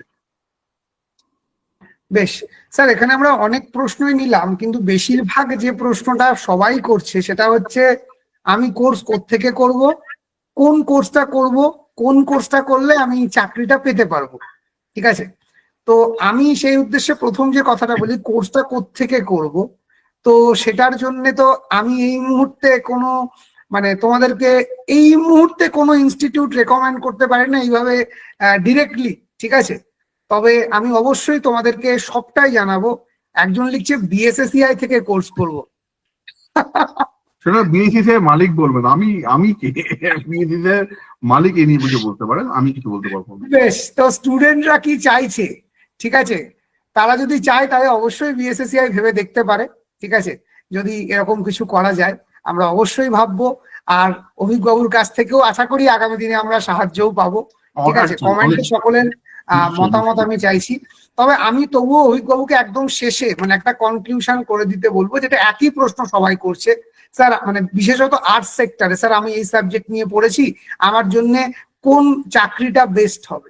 ঠিক আছে, ওয়ার্ক ফ্রম হোম পাবো কিনা, যদি একদম ছোট্ট করে পুরো বিষয়টা একটু বলে দেন। প্রথমত হচ্ছে আমাদের এই প্রশ্নটাই বহু জায়গায় মানে দেখি, দাদা ওয়ার্ক ফ্রম হোম হবে। আমরা একটা অনুরোধ করবো যে তোমার অনেক ছোট তো বয়সে, এখন থেকে ওয়ার্ক ফ্রম হোমের অভ্যেসটা একটুখানি ছাড়ার চেষ্টা করো। মানে আমি এমনও দেখেছি যে বিভিন্ন চাকরির গ্রুপে আমি যুক্ত থাকি, একজন চেয়েছে আমার বাড়ির জন্য সিকিউরিটির জন্য দারোয়ান লাগবে, তোকে তাতেও প্রশ্ন করেছে দাদা ওয়ার্ক ফ্রম হোম হবে? আরে ভাই, সিকিউরিটি দারোয়ান সে কি করে ওয়ার্ক ফ্রম হোম করবে? একজন সাংবাদিক চাইছেন, বলছেন যে আমি এরকম জি বাংলা সরি, এই সময়ে সাংবাদিক লাগবে, সেখানে বলতে ওয়ার্ক ফ্রম হোম হবে? আরে একজন সাংবাদিক, কোথাও আগুন লেগেছে, সে কি বাড়ি থেকে বসে রিপোর্ট করবে?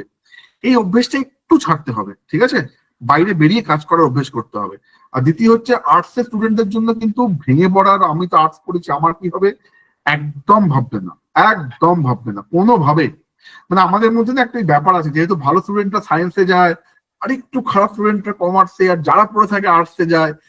এই এই এই জিনিস খাটে না। আমি আমার জীবনে আমি সেলসে কাজ করেছি 20 বছর, 17 বছর সেলসে, তার আগে এতে আমার কাছে এত এত ভালো ভালো লোক আমি দেখেছি কাজ করতে, যারা আর্টসে কাজ করে এসছেন, তারা প্রফেশনাল হিসেবে দুর্দান্ত। একটা কথা বলবে কি, আজকে সে সায়েন্সই পড়ি বা আর্টসই পড়ি, আজ থেকে 5 বছর বাদে গিয়ে আমি যে কাজটা করছি সেই কাজে আমার দক্ষতা আছে কিনা লোকে সেটাই বিচার করবে। আমার ডিগ্রিটা জিওগ্রাফিতে অনার্স না ম্যাথসে অনার্স অতটা বিচার করবে না। ফলে তোমাদের জন্য উপযোগী হবে যে কোর্স তোমরা করো। আমি বারবার বলছি, digital marketing, content writing, web development এগুলো শেখো। আমি প্রথমেই আর্টসের যারা স্টুডেন্ট তাদের প্রথমেই ডেটা সায়েন্স শিখতে বলবো না, কারণ তাদের একটু ম্যাথামেটিক্স লাগে, তবে হ্যাঁ, ডেটা সায়েন্স শিখলে চাকরির মানে স্যালারির লেভেলও অনেক হাই আর কি, মানে প্রথম থেকে 25,000 টাকা মাইনাস চাকরি। কিন্তু শক্ত কোর্স, মানে শক্ত কোর্স বলবো না, কোডিং লাগে, অনেক কিছু বুঝতে হয়, অনেক কিছু স্ট্যাটিস্টিক্যাল জিনিসপত্র আছে, রিগ্রেশন অ্যানালিসিস আছে, এগুলো বুঝতে হয়। সেটা অসুবিধা হতে পারে। একমাত্র ওইটি বাদ দিয়ে বাকি সব শেখা যাবে, সব শিখতে পাবে। একদম ভাববে না যে আমার তো স্যার আর্টসের ব্যাকগ্রাউন্ড, আমি কি করবো, একদম ভাববে না। ওই যে বললাম, লড়াই ছাড়লে চলবে না, হেরে গেলে চলবে না আগে থেকে। একেবারে। তো আমি এর মধ্যেই একটু জানিয়ে রাখি, চ্যাটে একটি হোয়াটসঅ্যাপ গ্রুপের লিংক দিয়েছি। তো আমরা এই যে সেমিনারটা করছি, আমরা সেই গ্রুপে সকলে এক হয়ে আছি। তো তোমরা অবশ্যই সেই গ্রুপটাতে জয়েন করো, যারা বারবার জিজ্ঞাসা করছো না, যাতে আগামী দিনে স্যার যে ধরনের কথাগুলো বললেন সেরকম কোনো মানুষকে দিয়ে আমরা সেমিনার করাতে পারলে, ওয়েবিনার করাতে পারলে তোমরা এই গ্রুপে যুক্ত থাকো। আমরা অবশ্যই তোমাদের সেই সেমিনার অ্যারেঞ্জ করার চেষ্টা করব, যাতে তোমরা আগামী দিনে এগিয়ে যেতে পারো। দেখো, বারবার একটা কথা আমি সবসময় বলি, তোমাদের সাফল্যই আমাদের একমাত্র স্বার্থ। কারণ তোমাদের সাফল্যই আজকে বিএসএসিআই এর 20 জনের কোচিং সেন্টার থেকে একটা 2000 ছাত্রছাত্রীর একটা এডুকেশনাল ইনস্টিটিউট, অ্যাক্টিভ স্টুডেন্টের এডুকেশনাল ইনস্টিটিউটে পরিণত করেছে। তো এটা সবটাই তোমাদের সাকসেসের জন্য। তো তোমাদের পথ দেখানোই আমাদের কাজ। তো প্রত্যেককে বলবো যে অবশ্যই আমাদের চ্যাটে দেওয়া গ্রুপটাতে তোমরা যুক্ত থেকো। সায়নী ঘোষ লিখছেন, বিএসএসিআই যদি এই কোর্সগুলো অ্যারেঞ্জ করে তো খুব ভালো হয়।